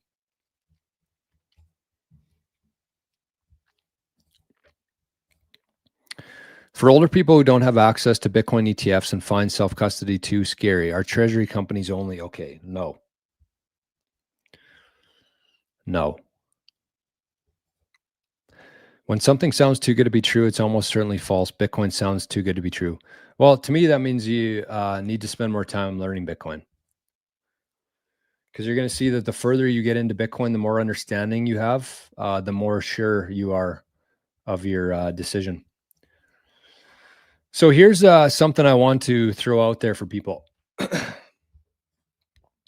Because again, it's been one of those weeks where people are really I don't know if nervous is the right word, but just kind of uncertain. Like even that last comment there, a lot of uncertainty in Bitcoin right now. A lot of the sentiment's probably the lowest I've ever seen it in a long time. But last week, since our last episode, Square, I know this is kind of old news now, but Square rolled out an update to their terminals that allows all businesses to now accept Bitcoin. 4 million merchants can now accept Bitcoin, have the ability to. Obviously, they're not all going to turn it on at once. It'll happen slowly, but you can see here what it looks like. So this is about the time where Square rolled out the new update here, but even look at this chart before that. Like that's a very encouraging chart to me. This is new businesses essentially accepting Bitcoin. So you can see that the chart was pretty much just going up and to the right. And then, of course, Square really supercharged it.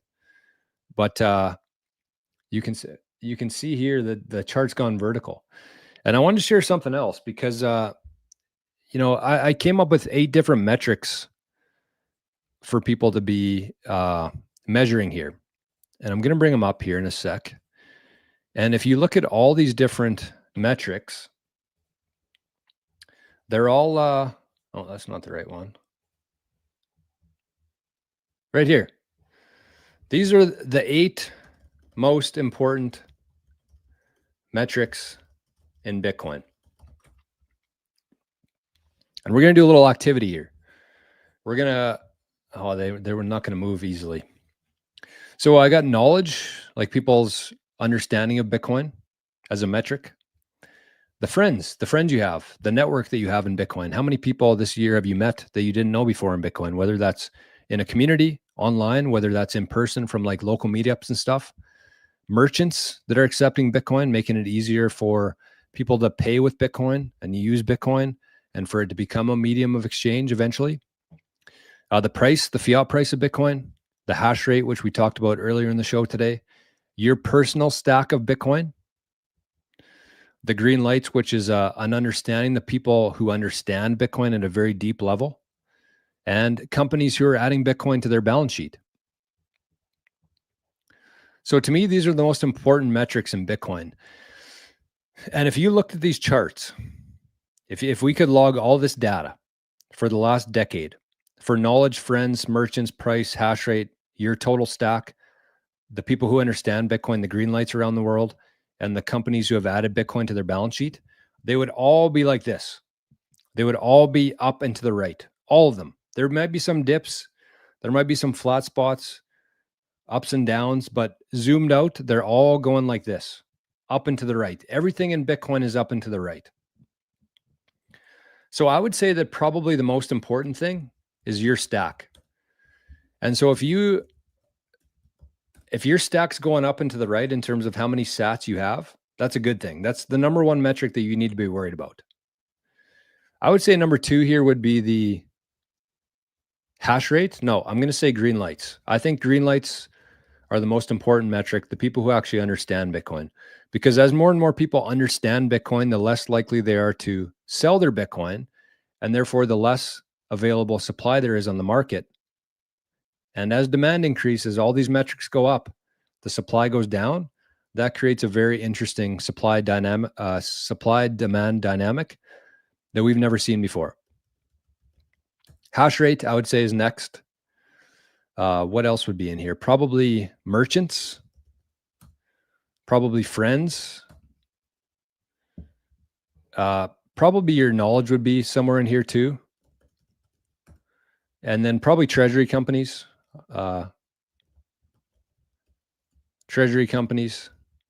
And then I really think the fiat price is the most irrelevant metric that we can use in Bitcoin. I really believe that. Knowledge would be probably up here. Let's see if I can do this. So your knowledge. I think those are the 2 most important things. There we go.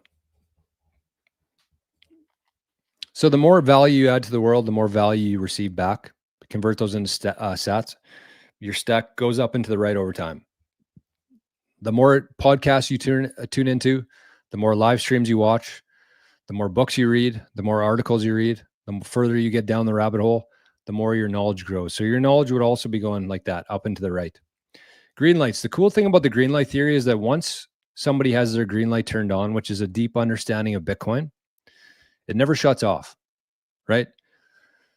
There might be 50 people on the planet who have ever spent more than 100 or 1,000 hours in Bitcoin and then decide that, you know what, I'm going back to fiat. This isn't for me.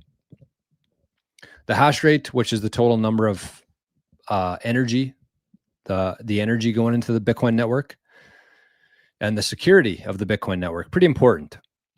Merchants, more and more people being able to spend and transact with Bitcoin, the better. That's also going up and to the right. That hash rate one, that's what we looked at earlier. Where was that here?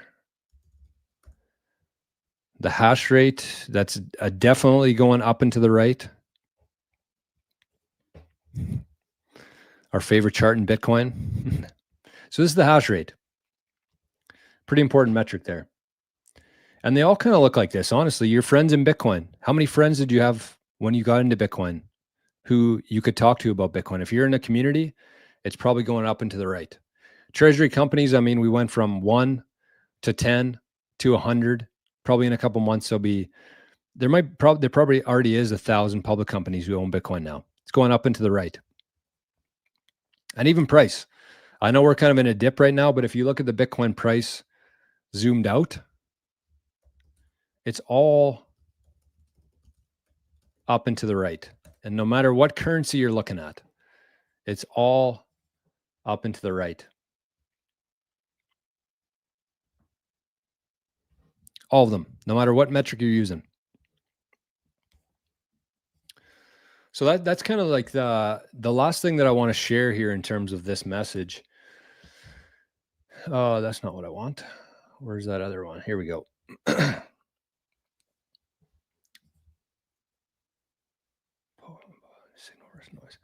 So this to me is this is a good example of the signal versus the noise in Bitcoin, right? Because if you logged into Twitter today, if you're scrolling through YouTube, you're going to see all these different thumbnails and people saying, WTF, what happened? What's happening to Bitcoin? Is Bitcoin dead? Should you buy Zcash? Is Zcash the next Bitcoin? Is Caspa the next Bitcoin? You're going to see all this bullshit, right? So that's all noise.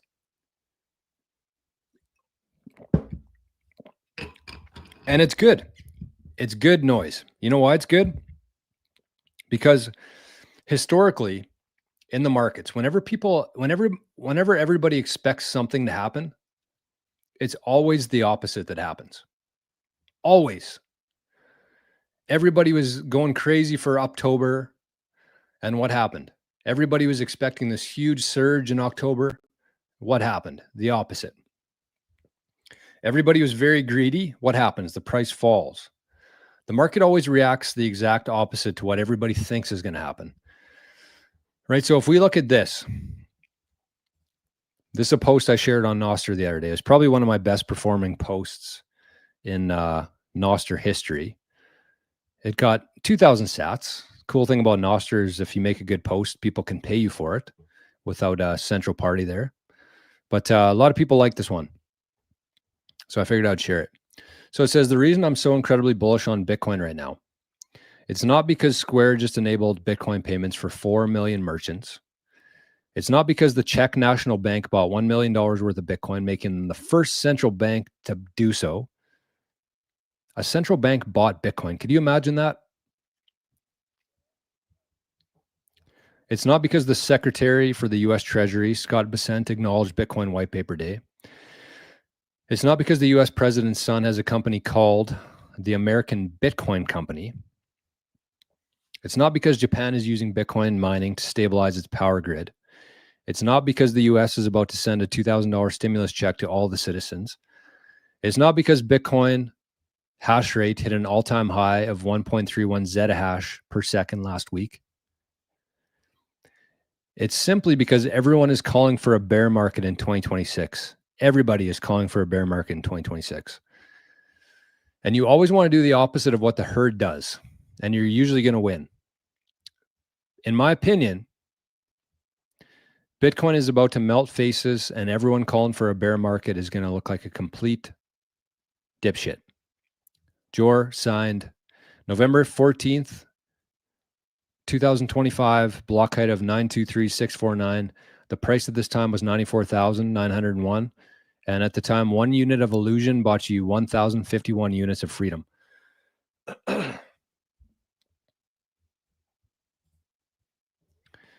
So it's pretty simple.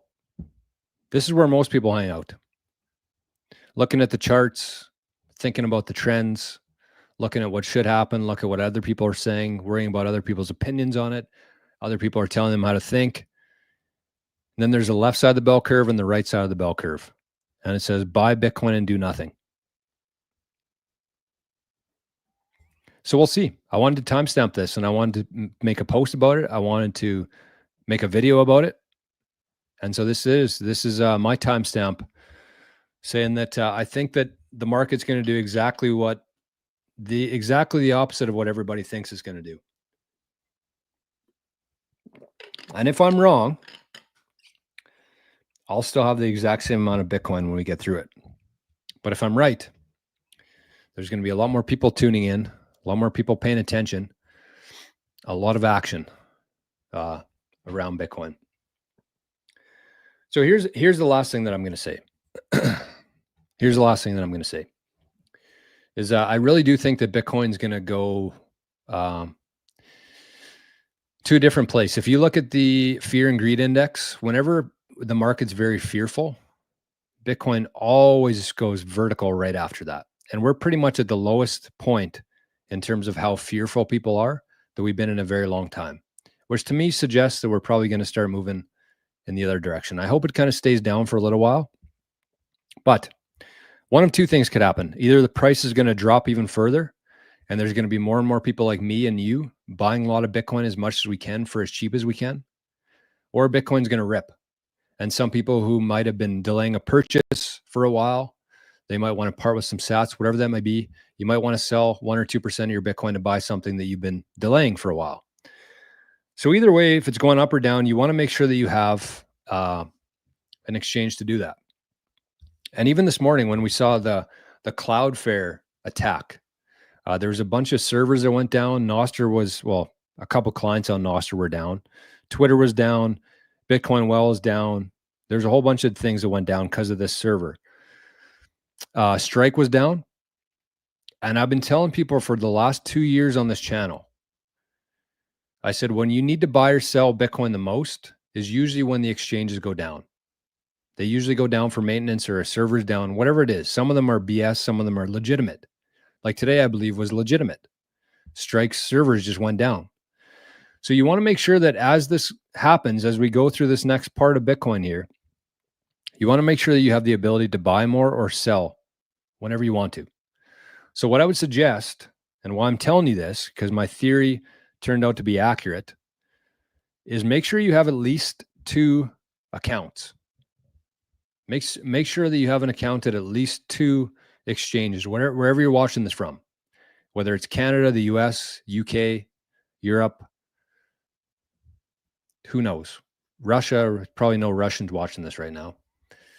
But Spain, anywhere.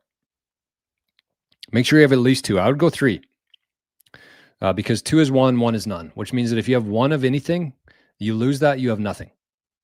It goes for exchanges, wallets, backups, data, everything, anything that's important to you.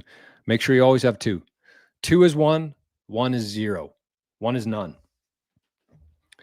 So I would say if you're in Canada, the exchanges that I recommend are Bitcoin Well. Oh, I got to do a coin toss here. For anybody who's stuck around, you're going to get some free sats maybe.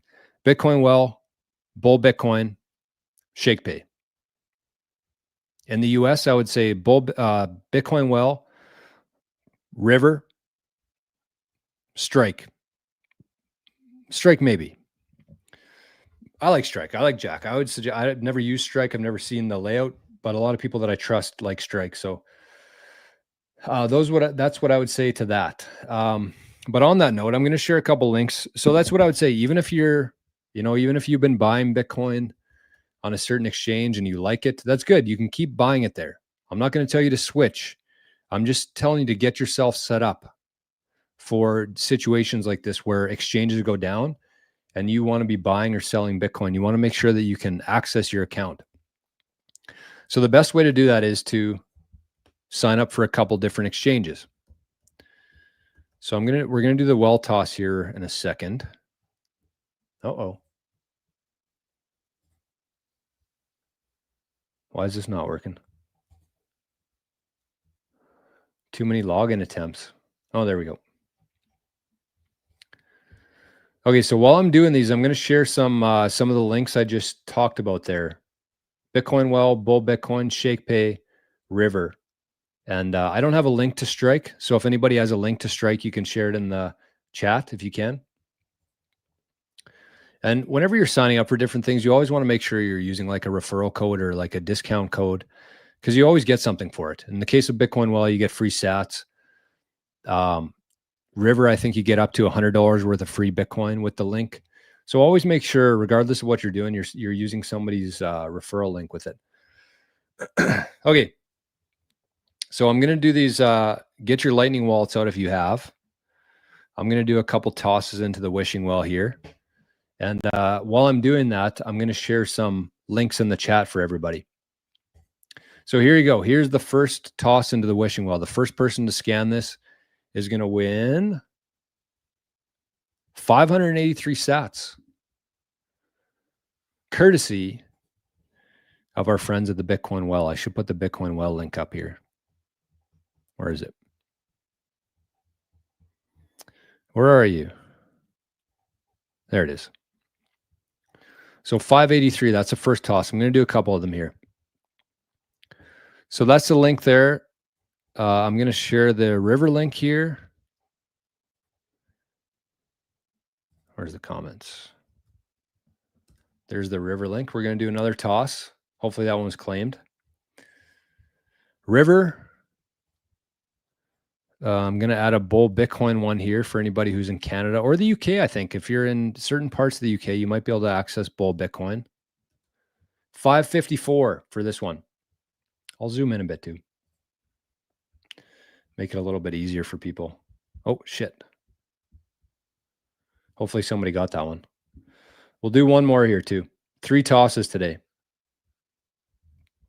So these are all courtesy of the Bitcoin Well. And I don't know what this one's worth, but somebody's going to get it.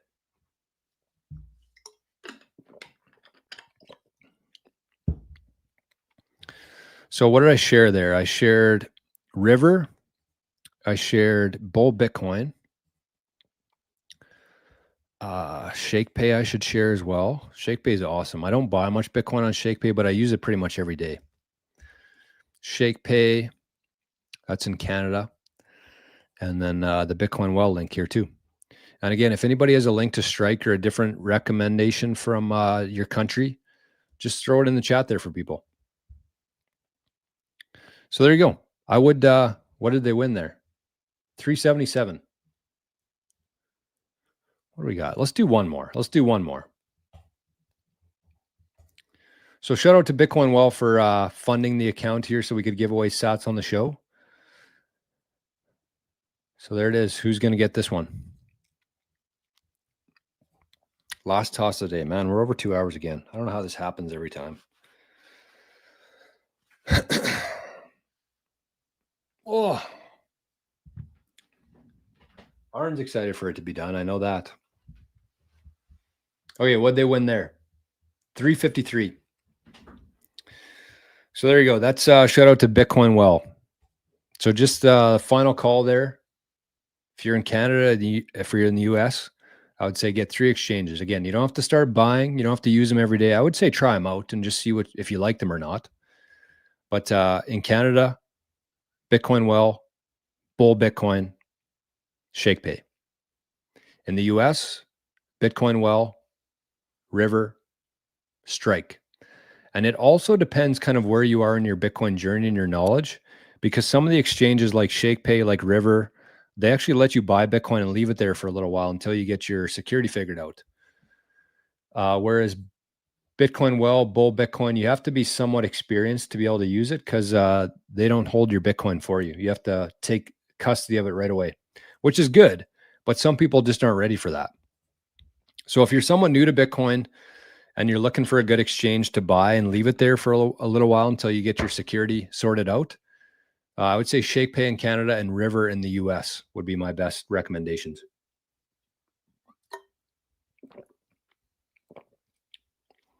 Plural says, imagine if a Bitcoin education course was required the same way it's required to pass a test to get your license. Yeah, except with the driver's license, if you're on the road and you don't know what you're doing or how to drive, you're putting other people at risk. So it's not one of those things where you can just kind of learn the hard way and get back on your feet. Whereas with Bitcoin, the best way to learn, unfortunately, is to get burned. And if you lose some, you're not affecting anybody else other than yourself. So that's why we do shows like this. That's why I do a live stream every day, is to try to teach people, not so much what to do, but what not to do. After 5 years in Bitcoin, I've been through a lot of different things. I've seen a lot of different things. I've seen a lot of FUD. I've seen a lot of things to celebrate. And so what I try to do here is just kind of pass on that knowledge to other people so you don't have to learn the same expensive lessons that I learned along the way. Furious Honeybee. Most people are stupid even if they do a course. That's true as well. And Ben Zap 21 sats. Thanks, Ben. Thank you, my friend. Okay, well, we're going to wrap things up here. Hey, Arn, should we? Yeah. Oh, that's how I feel too, buddy. Okay. What did I miss here? Oh, there's a lot of comments on YouTube. Sorry, I've been paying too much attention to Noster. Oh, yeah, I missed quite a bit here. Wow. Sorry, everybody. Reese, should you dump your 10-year girlfriend if she is adamant about getting mortgage instead of buying Bitcoin? That's kind of a funny comment, but like, I don't have an answer to that for you, man. Because I feel like there's a lot of Bitcoiners that are going to go through that exact same scenario there. And it's definitely not something you want to take lightly. You got to make sure everybody's on the same page. So I'm not going to tell you to do it, but I would definitely not be taking on a mortgage right now instead of buying Bitcoin at this stage. So whatever that means to you, I don't know. Okay. I told family members to buy Bitcoin and be patient, but they sold at a loss and it causes family tension now. Advice. I mean, that's another thing you're going to learn along the way too, is like, just stop telling people to buy Bitcoin. Just take responsibility on yourself. That's kind of what I started doing, honestly, is just like, instead of trying to convince people to buy Bitcoin, I now have like certain UTXOs that I've designated for my close friends and family. And the reason I like doing that is because, number one, if Bitcoin works out, whatever I allocate for them is going to be more than enough. Number two, there's not going to be any weird tension. Nobody's going to be texting me saying, what the hell did I do here? You're not going to be wasting any of your own energy trying to convince people. But even if, like, let's say that you had, let's say you set aside a UTXO for 500,000 sats for your brother. And in 20 years from now, when that Bitcoin's worth significantly more, or sats are worth more, and you and your brother don't get along, or maybe not your brother, but your best friend or your girlfriend, whatever it is, you still have full ownership of those sats. So you can kind of just keep that as an insurance policy, essentially, for your friends and family without having to go through this weirdness here. There's a lot of people in the Visionaries community, in the Bitcoin Citadel community, who are going through the same kind of thing right now, and it's shitty. So I just kind of stopped telling people to buy Bitcoin. If they want my help, I help them. But I'm way past the point of trying to convince anybody to buy Bitcoin, because you're just going to end up with shit like this. And it sucks. How come early Bitcoiners who understand Bitcoin are selling for real estate? Well, I mean, I doubt that there's any Bitcoiners out there who are selling Bitcoin to buy like an Airbnb or to buy like real estate that they're not going to use. A lot of Bitcoiners, like if you got a Bitcoin at $100 and it's now worth $100,000 and you have 10,000 Bitcoin, I would be doing the exact same thing. Why? Because if Bitcoin plays out, if I have 10,000 Bitcoin, I clearly have an understanding of it. I've held through all the years of nonsense. I know where it's going, and I probably need a fraction of that Bitcoin for my family to be set forever. Why wouldn't I spend some Bitcoin to enjoy myself while I'm here? Bitcoin's going to play out. Your family's good. If you have 10,000 Bitcoin that you got back in 2013 and you want to sell 50% of that, you're still going to have 5,000 Bitcoin. Is anybody ever going to need 5,000 Bitcoin? No. I think that 5 Bitcoin is going to be way excessive in a couple of decades from now. So I don't blame them. And it's good because as Bitcoin flows from whales, from early holders to new people, that's what has to happen here. If whales just held onto their coins, Bitcoin would be useless. Oh yeah, my back's getting a little bit sore here. All roads lead to the up and right protocol. Exactly. How old is too old to buy Bitcoin? As if you're 90 plus, I don't see the point. I would agree with that.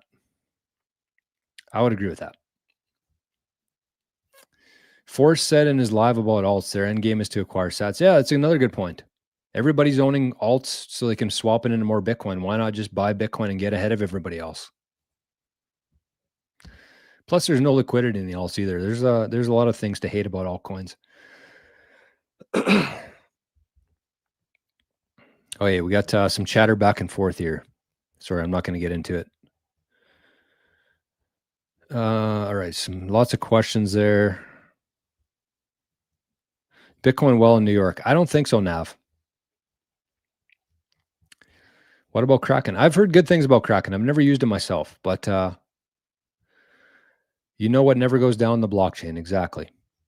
Yeah, Kraken will hold your Bitcoin for you.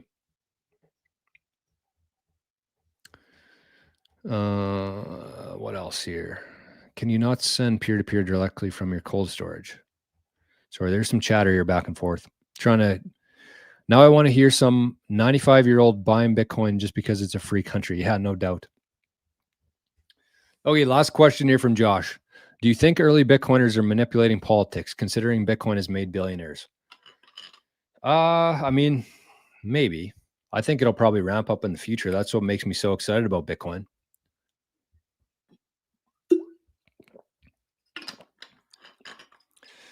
And actually, Saylor talked about this in his 7 layers of Bitcoin security chat that he had with Breedlove. He talked about the actual the Bitcoin network itself, like the hash rate. He talked about technology and the efficiency of miners and how that is a layer of security, and the difficulty adjustment with that. Had a bit of a stutter there. I must be a new stutterer here. He developed a stutter at age 33, according to the chat, because he did too long of live streams. But he also talks about the political landscape. And if you think about the incentives of miners, think about the capital requirement to set up like a mining company in a geographical location.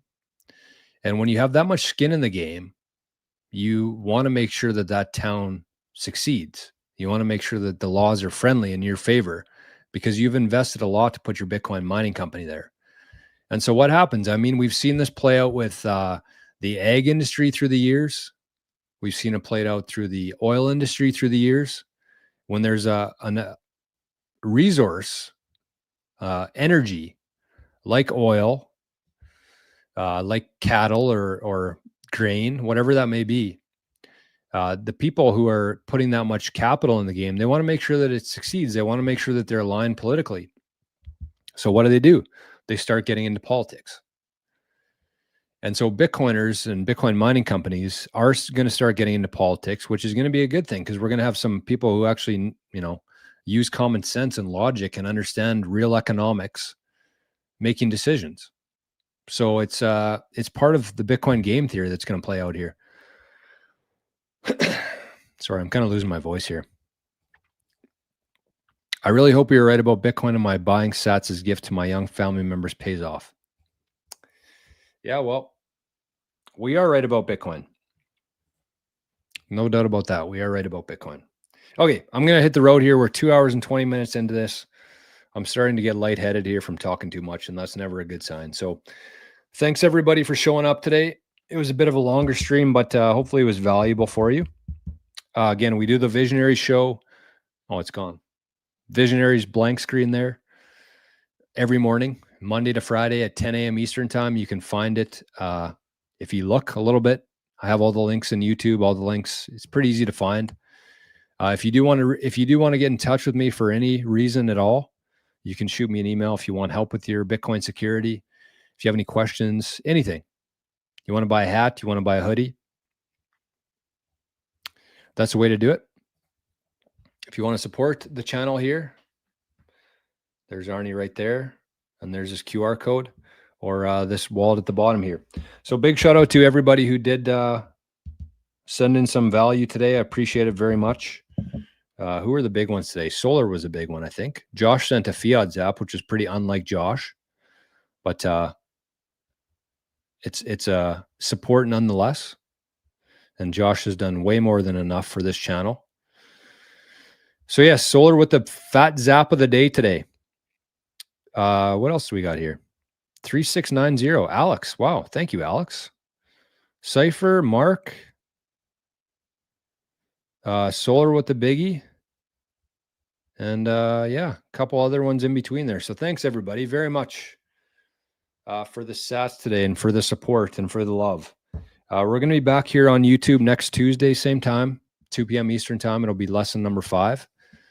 And yeah, appreciate you all very much for being here today.